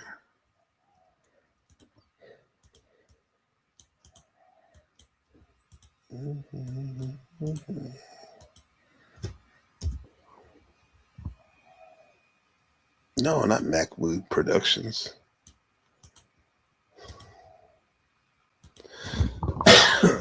Ooh, okay. This looks pretty cool. Wow.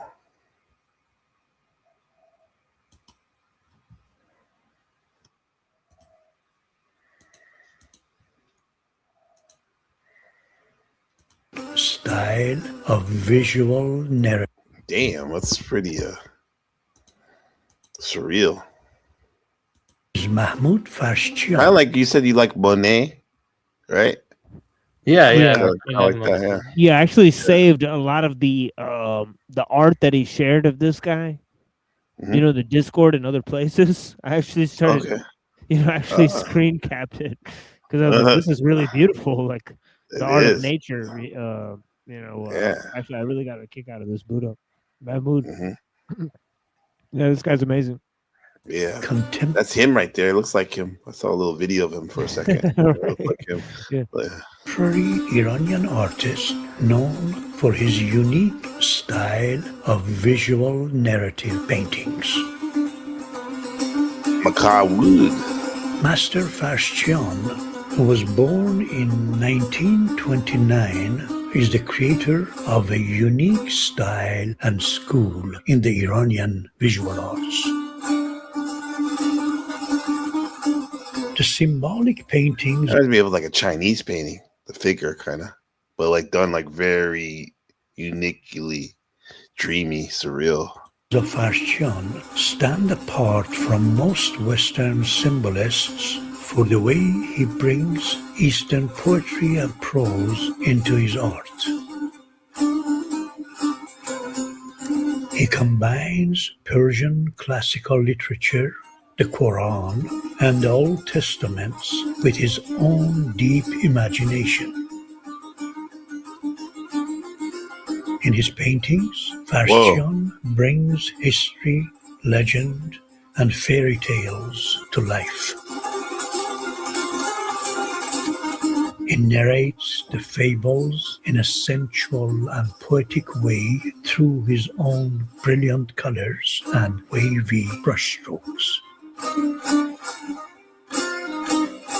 Farshchian begins his painting with lines that he applies with a pencil or a round brush dipped in thinned paint.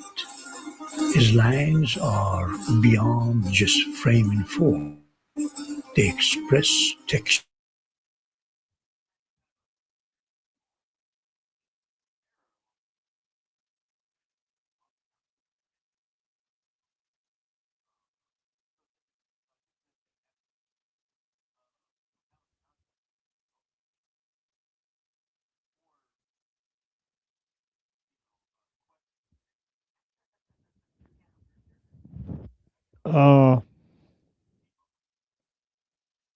Don't know what happened. Or at least we can't hear you at the moment.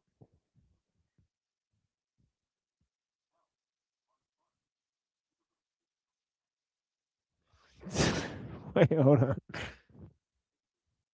What's going on in chat here?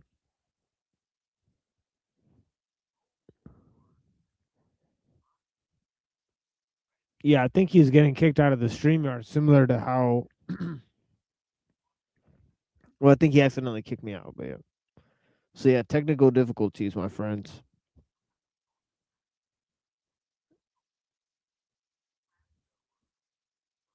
Are you there, Buddha? Yeah, I'm here.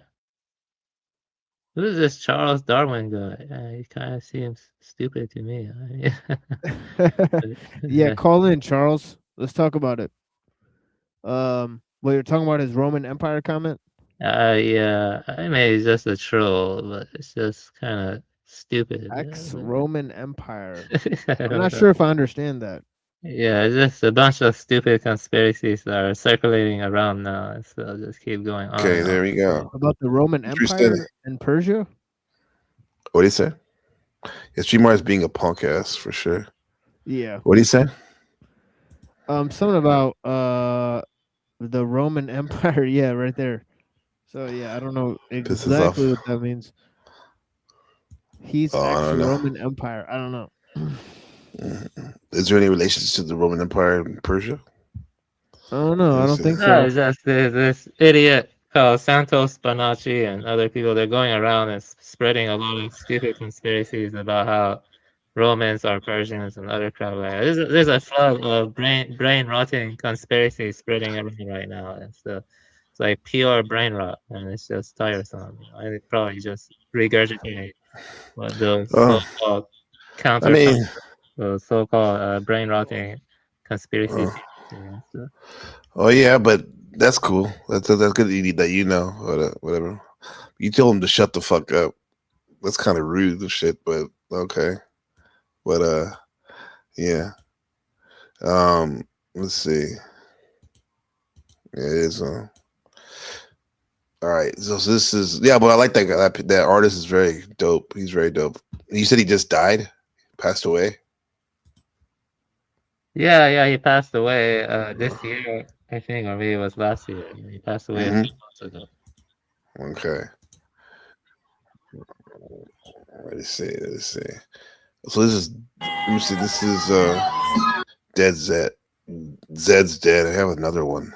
Some of these groups you might recognize.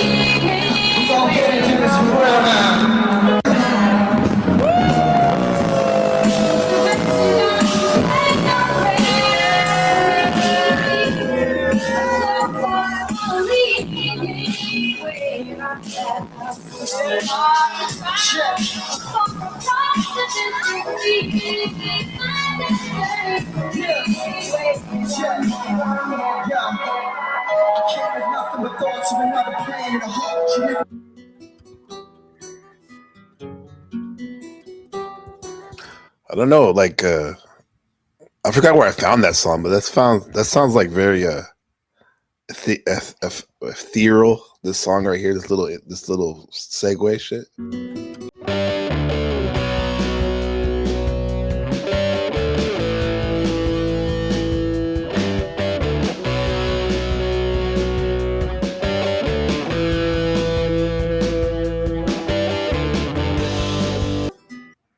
You ever heard of the group Mode Selector from Germany? Mode Selector. Yeah. Yeah, this is one of their songs. They performed here. They played this song, and this is when that ASAP Rocky concert was going on. Radiohead was playing on the main stage. This is the main stage. Oh yeah, that's a great. They're band, sick, yeah. super good. Yeah, they're sick. Yeah, this is that Sons of Leon album that came out. Really good. Yeah. He's funny, Tom York, but he spells it like Thom York. Yeah, there you go. Right. They're pretty experimental, huh? They were pretty experimental. Yeah. Right. Yeah, his solo stuff is experimental as well. Right. Yeah. I think he came out with the album earlier this year. This is Mode Selector right here. Oh yeah, that was it was the weekend's first show. Yeah. He came on right before 2 acts before 50 Cent and Snoop and Dre and all that. Yeah, this is him when he didn't put a very good performance on, I have to say. But I don't blame him. It was his first big show. Because remember, for a long time he didn't show his face when he was first started making music. The Weekend. If you remember that.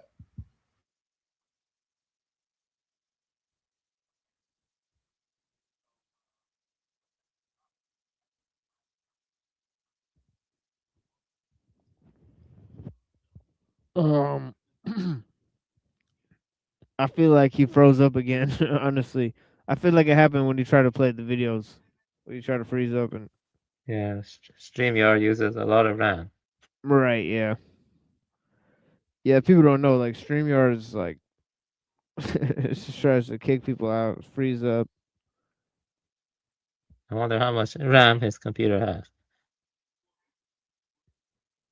How much RAM does your computer have? Yeah, he might be on the phone or something like that. Oh yeah, it's not you shouldn't do that. Yeah, it's not good for it. Yeah, there you go. There you go. Yeah, 32 gigabyte RAM on this computer, and sometimes it still freezes. But you believe that? 32 gigabytes of RAM.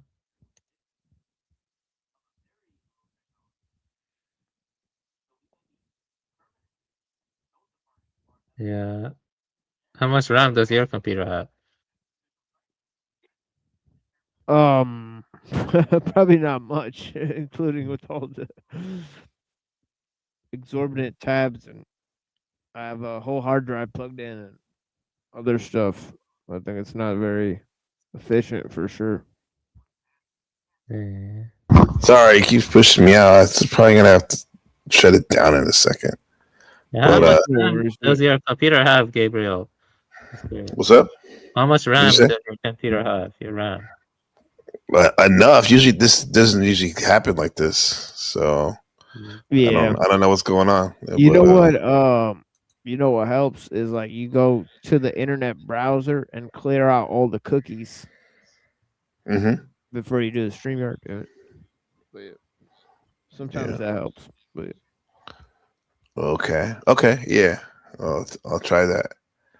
Yeah. I'm not like a computer expert or anything, but that's what I do. Like before I hit up the StreamYard, I just clear up all the cookies out of my browser so that it doesn't like freeze up on me.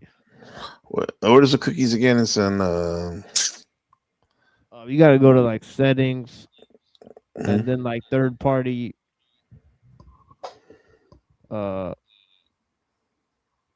cookies and whatnot.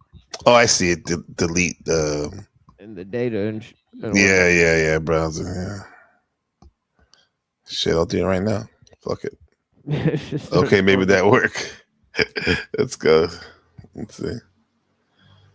Yeah, it might make you enter your passwords again though. Yeah. Shit, that's fine. Let's see. Let me just get through this shit. It's almost over, this video. All right, thank you. It's already going faster. I don't know when I shut off. Yeah. So I was saying this lady was acting like a crackhead. Started filming her. Look at her. Look at her face. I mean, that's not just like being like trying to be funny. Like the look on her face is like a psychopath. Yeah. I was afraid of her, man. Look at her. Step back. She didn't even look. Yeah, exactly. So not even that cute. If she was a little hotter, maybe she could get away with it. But yeah, what is that? Like a car show? You know, like the shameless like cross promotion on one of the little tents. Like, you know, we're selling Kias here while we're like it's an art and music. Because technically, this is sold as an art festival, not just a music festival, right? Yeah, you like this, right? This is when these people do this weird acrobatic yoga. This is total main character syndrome before it was thing. Do you see, like, there's only one guy with a phone right here. Normally, wait, I was trying to get it for you, machine. Avian.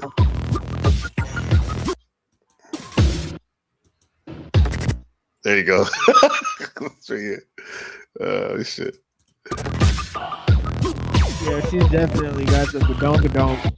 It's pretty firm too. Yeah, I was doing that slam dance and shit. This is the first time I saw like mosh pits at a rap concert. Because you got to remember, like I'm from the I was in high school like in the late 90s and stuff. So when I went to this festival, I hadn't been to like a more current show in a long time. And people were doing mosh pits at the EDM and also the hip hop concerts. I was like, what the fuck? Oh yeah, but you can listen in the mosh pit, mind you, right here.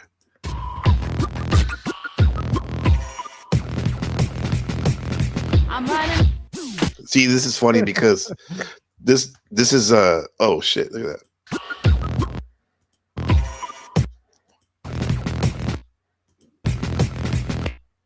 I'm running. See, you know who that is? Okay, this is like because I knew A$AP Rocky at this point from that song "Hands on the Wheel" from Schoolboy Q. Weed and brew. Life for me is just weed and brew, right? And then like I went to this and I'm like, okay, he has a whole fucking like mixtape, so he performed. And then I saw this white girl with the big butt and these fake eyelashes like dancing with them right here. And this is Iggy Azalea right here. Before her albums and shit came out. Yeah, I remember her from the show that you and Kev did. Oh, she's rapping. Oh, that's horrible. Yeah, I was watching. Let me see. I gotta Iggy Azalea. You're watching it. Iggy Azalea, worst freestyle. Oh yeah, she's the one that spit. Here we go. Just straight up ass freestyle. Yeah. Avian, because as someone that like was an aficionado of Black Alicious, he said was very skilled. On a boat or something like that. Yeah. Oh, they're gonna let me. Oh, now I gotta sign in. Damn it! Yeah. You're right. Yes, boats and hoes. Here we go. There we go. Iggy Azalea. There you go. She's gonna shut it down right here. Boats and hoes. You feel good? Yeah. She looks like she's trying to be those other people, like like Nicki Minaj. She looks like she's copying the style of Nicki Minaj, and then subsequently there's a bunch of people who copied her. Right, which is weird because Nicki Minaj is in a sense copying like her phenotype, like a white woman like with long. Lil Kim. Yeah, all these weird meta copying. Gangsta Boo. Yeah, it all goes back to Gangsta Boo, I think. Yeah, she was Gangsta Boo legend. Yeah, she's the main boo. She's the real one, right? Exactly. Look at this fucking hunt. Here we go. Tiger Monks. I think she's trying to say tire marks. Yeah, they played her with that. With the pronunciation. Yeah. Finish line with fire marks. When the relay starts to move on the way train. Master, she know the pants got spit like a pet. Director, bench, did like go like dash, faster, motorbike faster. Yeah. You gotta get a bitch back to the rapture. White bitch go back and blow like a wind. They have chill rooftop in the wind. When I win, they good like she got hoes on call. Got hoes on call to come through, take a protocol. Just damaging, that's my protocol. These many Australians on slow, and no camera. I don't care who you are. No killer rap, gotta give it to you raw. Bitch, 1 point, when the beat me joint, gotta choose this beat. I'm spraying my joint. Straight crack back. Walk to the pop, who know to the ranch, city, no ticket, yeah, shawty, do it. I'm no nigga, from motherfucking that. It's Iggy, not Jigga. No. I never heard you thought something do that shit. Tiger Marks, Tiger boy. That's a ball pit. Okay. What do you think of Charles Darwin? You're from Australia. Do you claim Iggy Azalea? What do you think about her? This is what? That doesn't make any sense. Yeah, that does make sense to me. Yeah. But yeah, I think he's applying the idea to the her rapping on the screen, because I believe she's from the country where this gentleman is from, so he's a little bit thinking that she's a bad representative of his native landscape. Right up. We don't claim her in America. Right. Tiger Marks. That's bad. Yeah. Tiger Marks. Oh yeah, this girl just started freaking the security guard. Look at this, watch. I'm running. The security guard just trying to do his job. Look at him. Watch. They're like Ruby. Oh no. Got a huge bag. Look at her.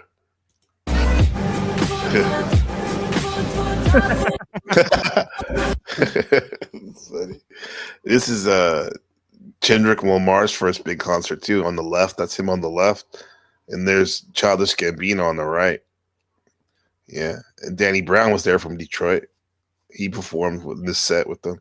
Childish Gambino, he did that song "Asian Girls Everywhere." UCLA. It's Kendrick, early Kendrick. Well, maybe I can't show that. I don't want to show that. It's very highly copyrighted. Yeah, there's Iggy Azalea, right? Then she has some things to say about Elon Musk and a lot of people. What? Yeah. That's the same one? That's Iggy right there. No. Excuse me. I'm sorry. Azalea Banks.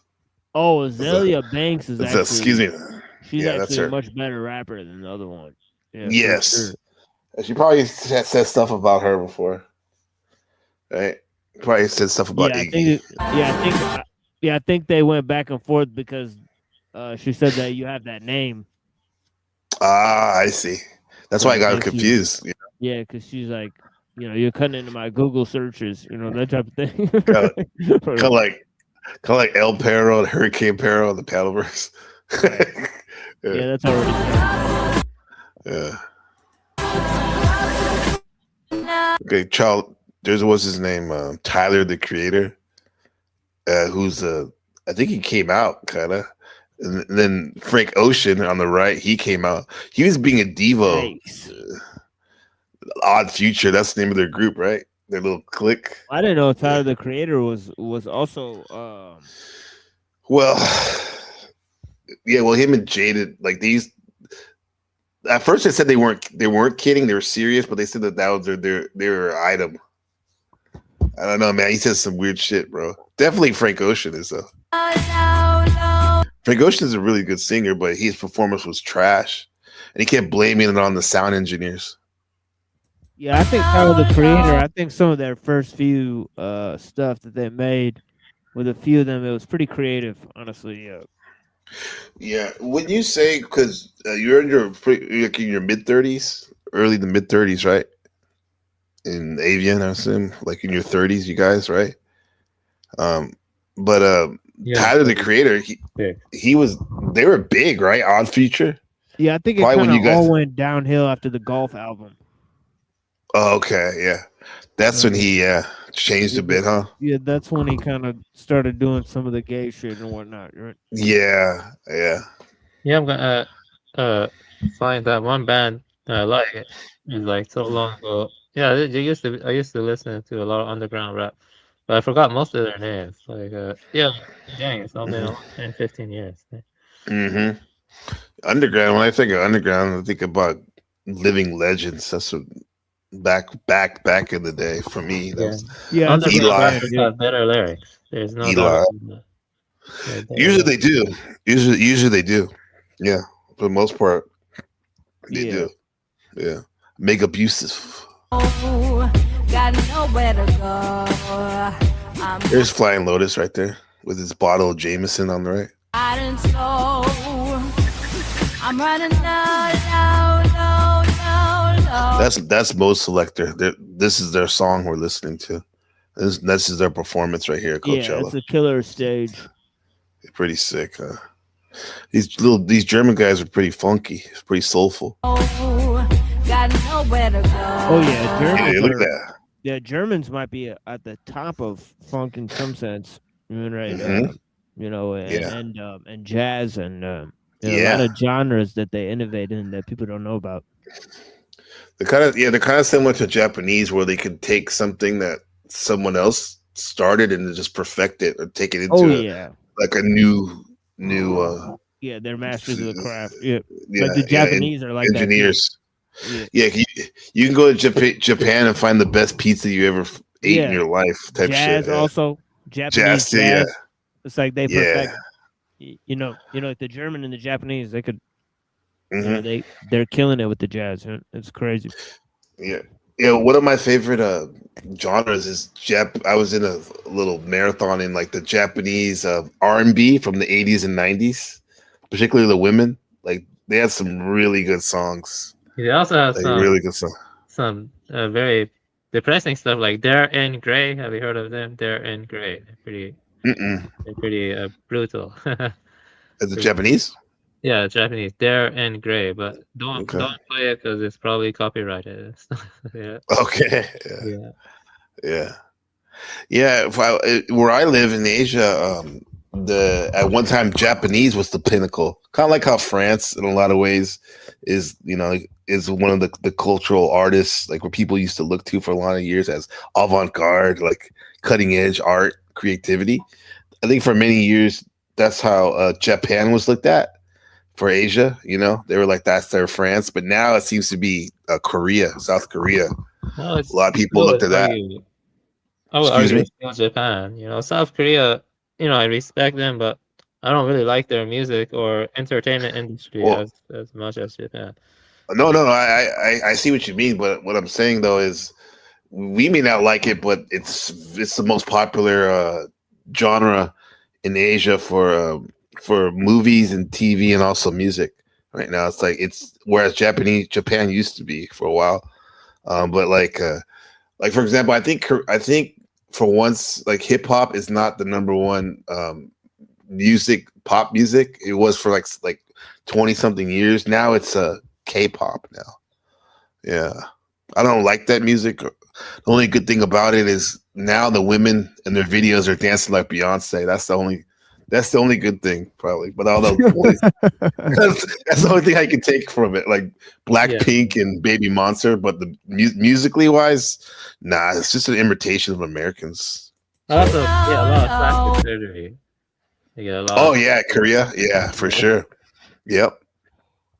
But I'll give them that. Their movies are top notch now. A lot better than they used to be. Guys that were filming, they got a press pass and they had their big ass camera. I mean, it doesn't look like it. It's kind of blurry, but they had one of those like, TV stations.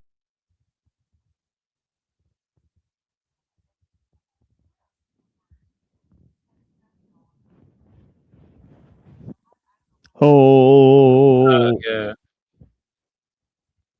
Oh yeah.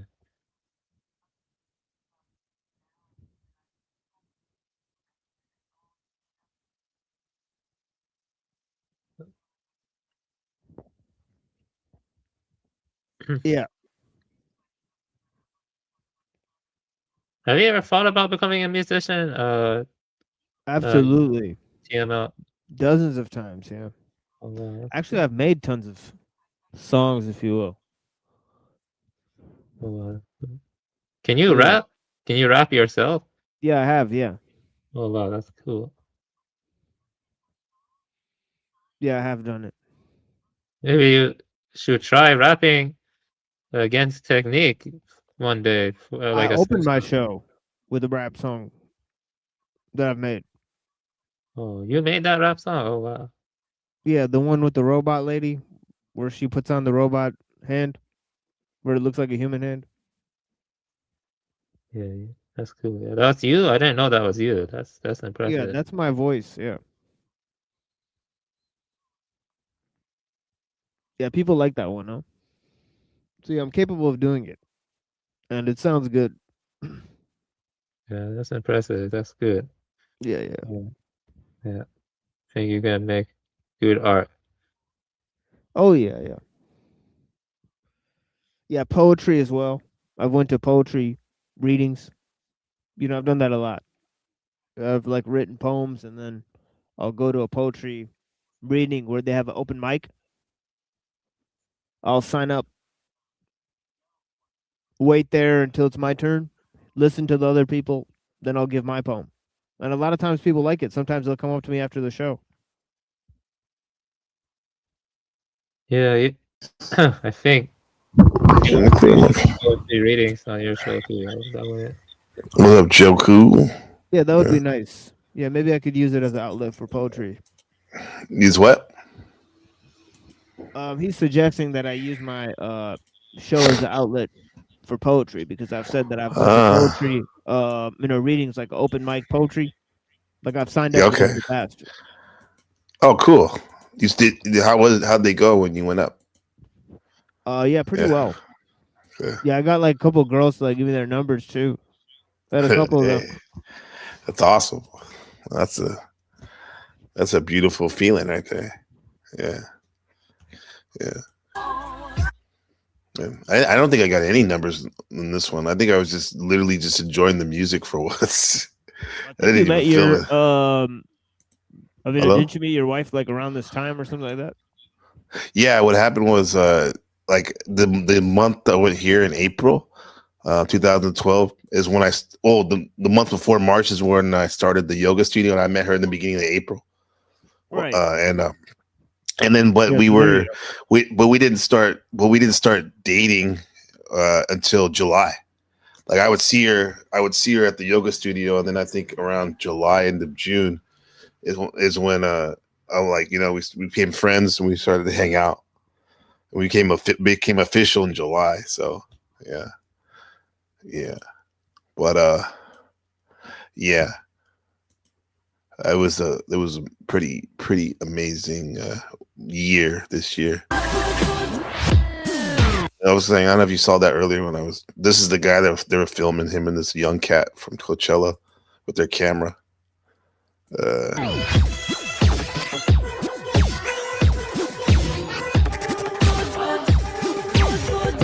There's Jeff and my friend Jeff and I right there.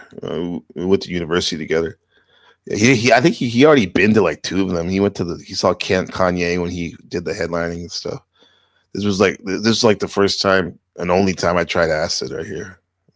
All these girls look the same kind of like the pre-Kardashian or the Kardashians were popular or something. There's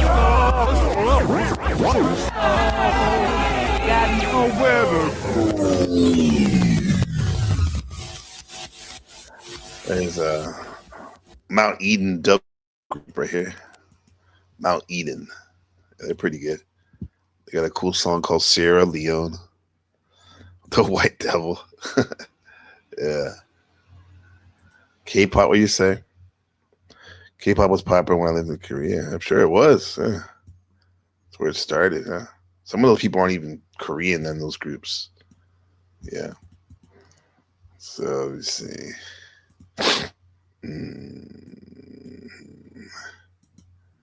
Yeah.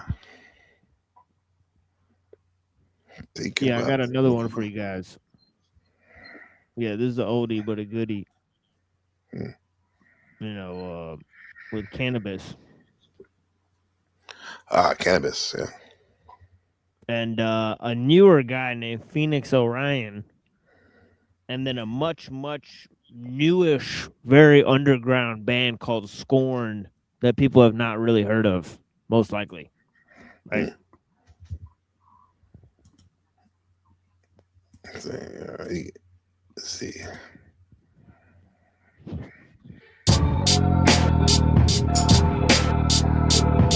Hey yo, Butane, Jermaine, Hussein's my new name. Head Trauma Records produced the blue flame. Let's play my ink pen spray what Sean Penn say. After the picture is drawn, I yawn then lay. Enter the quiet zones, harps and xylophones provide the tone. Pass me the microphone, flow natural. Walk over to control panel. Highlight the mode of attack, select battle. The record's deviated, everything's recreated. Be creative, step inside my MC simulator. Slowly pull the wool from over your eyes as troops mobilize to recover stolen rhymes. You push, I pull, you drive, I ride. You buy what I supply, shut the fuck up and drive. Dragonfly aerial view, wind speed less than 2. Lieutenant Manchu, the best of my crew. Mandarian 2, arguing with Aryan Zeus. But the truth is he mad cause I married a goop. And she know when I lock and load, my cock grows. I burn the block down, get the cops on the phone. Don't look contact find you. We walk up behind you while you listen to iTunes. Majestic Mike Master with a jaw antimatter, cloak and dagger.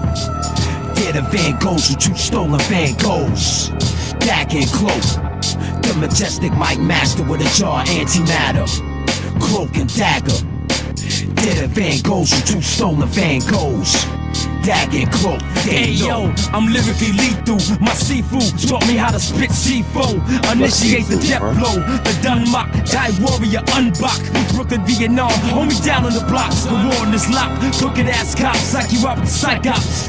Third eye bigger than Cyclops. Return to Planet Rock, 0700 hours on the dot. We stop the plot to ban hip hop. Martial law got every city block on lock. Snipers on top of the buildings, scoping out the ghetto children's 5%ers in the cipher building. 85 is still long for the return of the stigmata. The Father, the Son, the Holy Spirit, you hear it, you feel it. Possessing my lyrics, ancient spirits from the pyramids. Respect graffiti, hieroglyphics, terrific. Audiographic, cybernetic pictures, direct from the flame scriptures. Rip the flesh with your bones. Body bagger on the microphone. Gamma, Omega, Delta, drop zone. Don't test it until we bless it with the messianic message. The Majestic Mike Masters, Sith Lord assassins, trained in the black arts. I spit a poison dart in your heart. Hannibal let the lecture tear your body apart. Stand parallel, I parasail down the carousel. Rhythmatic, jiu-jitsu, I do this well. Front sword, handstand, I landed on the back of the van. I made the driver crash into a trash can. Before we exchange blows, cloak beaming with the scope. Spit his knot with the Hindu red dot, cleaning the soap. The jar of antimatter was stuck in his coat. I bagged the 2 Van Goghs, then repelled up a light pole. Black Cobra Commander, Rambo Commando Platoon. Walk up on the Jacob's ladder, you doomed. Blood spill, you get served from meal on Hamburger Hill. My squad been ready to die, but now they ready to kill. My soldiers are ill, swallow 6 cyanide pill. March from Brooklyn on to Brownsville to buck you with the hot steel. What's the deal? C&D, we both worth a meal. Penetrate your force field, Wesley snipe you with the raw skill. I fucking wipe you off this planet for real. C&D, sword and shield, hip-hop prophecy fulfilled. Majestic Mike Master with a jaw antimatter, cloak and dagger. They're the Van Goghs with 2 stolen Van Goghs. Dagger and cloak. The Majestic Mike Master with a jaw antimatter, cloak and dagger. They're the Van Goghs with 2 stolen Van Goghs. Dagger and cloak, they know. Yo, the gift of God. Sick with the bars, my spit's like the world's biggest liquid bomb. Welcome to the nation of Islam.com. Stop storms from spinning with fists and arms. A beast on the mic, nowadays I chill. Anywhere rap exists, they praise my skill. All by myself, I buckled the whole asteroid belt. I laugh when they ask for my help. Capture more souls than Hell's Gate Border Patrol. Exported the flow, imported some hoes. Better respect the verbos bet. You're most best. Germanicus left and came back with Merlot breath. The Robo Mech, Turbo Tech with a werewolf chest. Servos turn both my wrists. Mike Masters with a recipe for the antimatter. You don't wanna fuck around with cloak or dagger. Yo, that's dope. I like that. Oh shit, it's tight. Yeah. Yeah. It's dope, bro. Yeah. It's probably way better than the original, to be honest. Yeah, I think so. How'd you flip it? I put that scoring beat over it. You know, it's called beat number 4. Yeah. Gabriel, do you read? Do I read? No, rap. Yeah. You rap? Me? Oh, yeah, you. Yeah. I have. Yeah. Yeah. I have some unreleased stuff. Yeah, do you? Me? Oh, I don't really have the voice for singing. Yeah. So I don't. Yeah. Well, that's why rappers rap a lot of times, because they don't have a singing voice. Yeah. Unless you're like the G Funk. Yeah. Yeah. I had the damn I made a video a long time ago from Sophia's Wisdom, God's Wisdom. Have you heard that song by Cannabis? No, I have not. He has so many songs. This dude is actually prolific in terms of his releases. Yeah, he is prolific. Maybe I have it here on the Sophia God's Wisdom. Switch account. Let me see.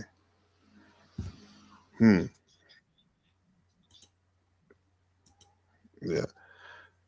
Yeah, I don't know. I think the YouTube probably took it off. I had made a video. I had a couple thousand views. I can't find it. Fuck. It's a pretty good song. Let me see real quick. Maybe it's not here. Hopefully. Music.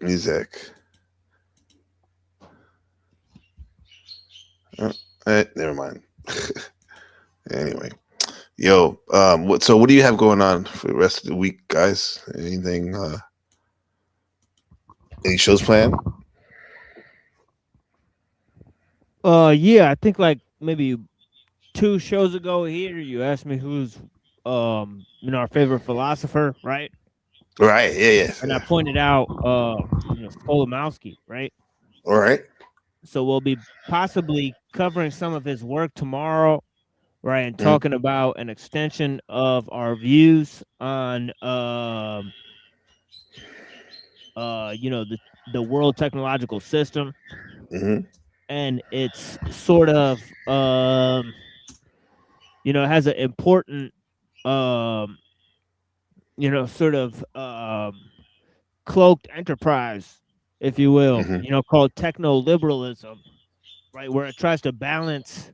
Right, technocracy with technical humanism, and so this is the main purpose of our show tomorrow. We'll be showing lots of different readings from world history, and also we'll be delving into some of the basics of philosophy and critical thinking, and also Eastern thought. So we'll have that, along with the thoughts of Alula Mumford, tomorrow at 9:15 p.m. Eastern at the Machine Live. So yeah, definitely. Awesome. Yeah. Yeah, that's beautiful, man. Yeah. Wait, Gabriel, you asked TML who was his favorite philosopher? Yeah. He went around the panel. Yeah. At, like maybe 2 shows ago or maybe last show. I think actually it not was last show, 2 shows ago. Yeah. Two shows ago, yeah. I'll ask you that, Avian Buddha. Well, your Machine favorite said philosopher Salmansky, was so- Parmenides. So your favorite philosopher was Parmenides. It's Uh, Kolomowski? your favorite philosopher? I'm surprised by that. Yeah, I think he puts more things in perspective for the modern. Yeah, because that's what my question was. Remember, it was slanted at like, who's your favorite philosopher, and how would you relate it to like everyday life? Yeah. How's it helped you? How helped you with your Yeah. Who's my favorite philosopher? I would And say, but flavor. Wait, hold on. But we say favorite philosopher, but also like how's it helped you? That was the question was how's it helped you in your everyday life navigate stuff. So go ahead. Myself, I'm my favorite philosopher but I haven't resolved everything because right now I'm dealing with kind of tension. But the thing is, I have gone through the Pali Canon and a lot of Mahayana and other stuff. And I think I encountered something big, but at the same time, it's not like it's that innovative. It's more like I'm just looking at things more deeply and stuff. So I would say probably my favorite philosopher is whoever wrote the Linkavatra Sutra.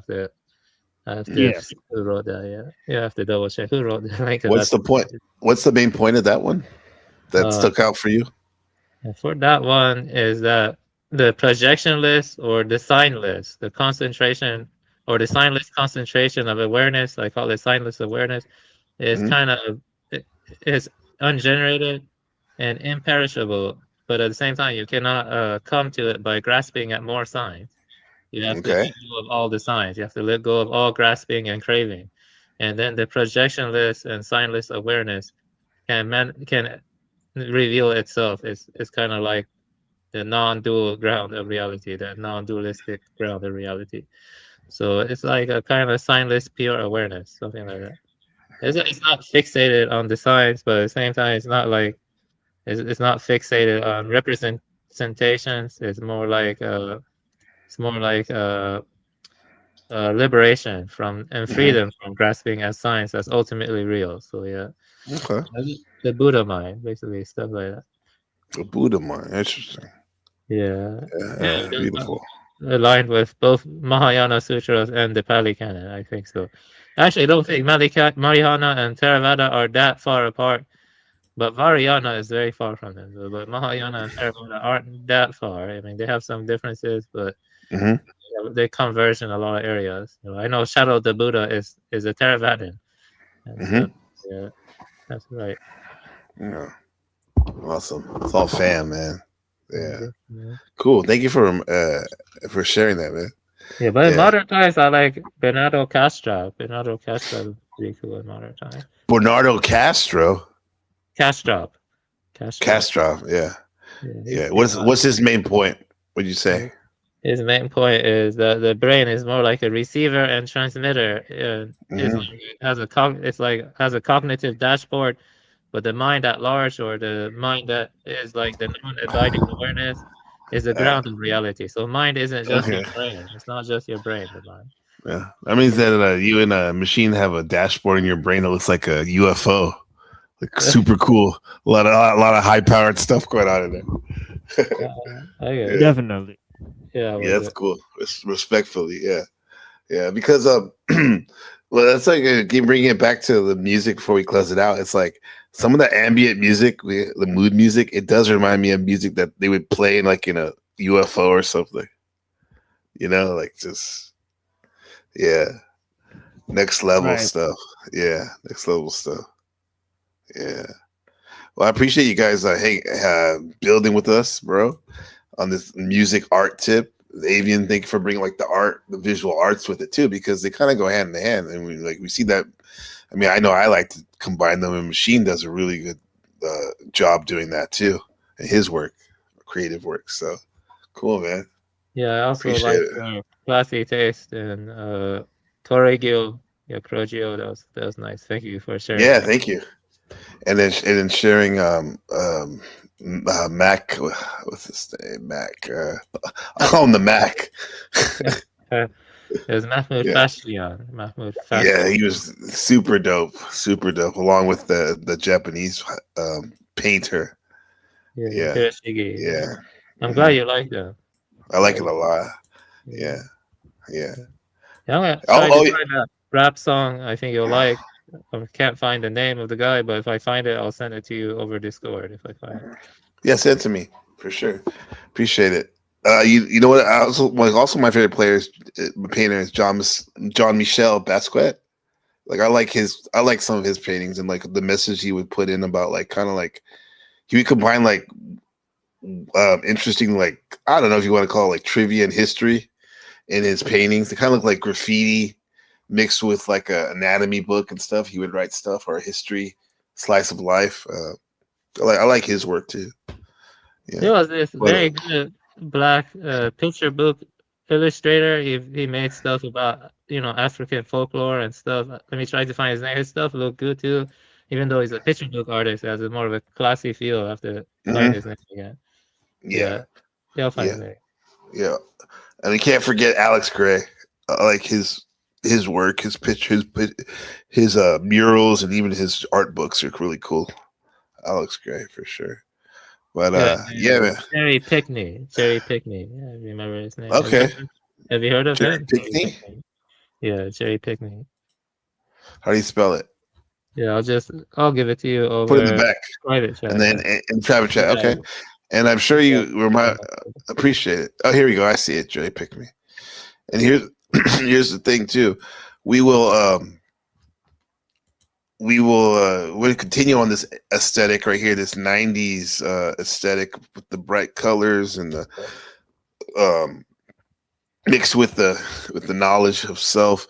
And I think the epitome of that, not like having a good time mixed with knowledge of self and like creative arts and vibrant stuff is the great Tribe Called Quest. And we'll close it out with them. Shout out to the chat, Charles Darwin.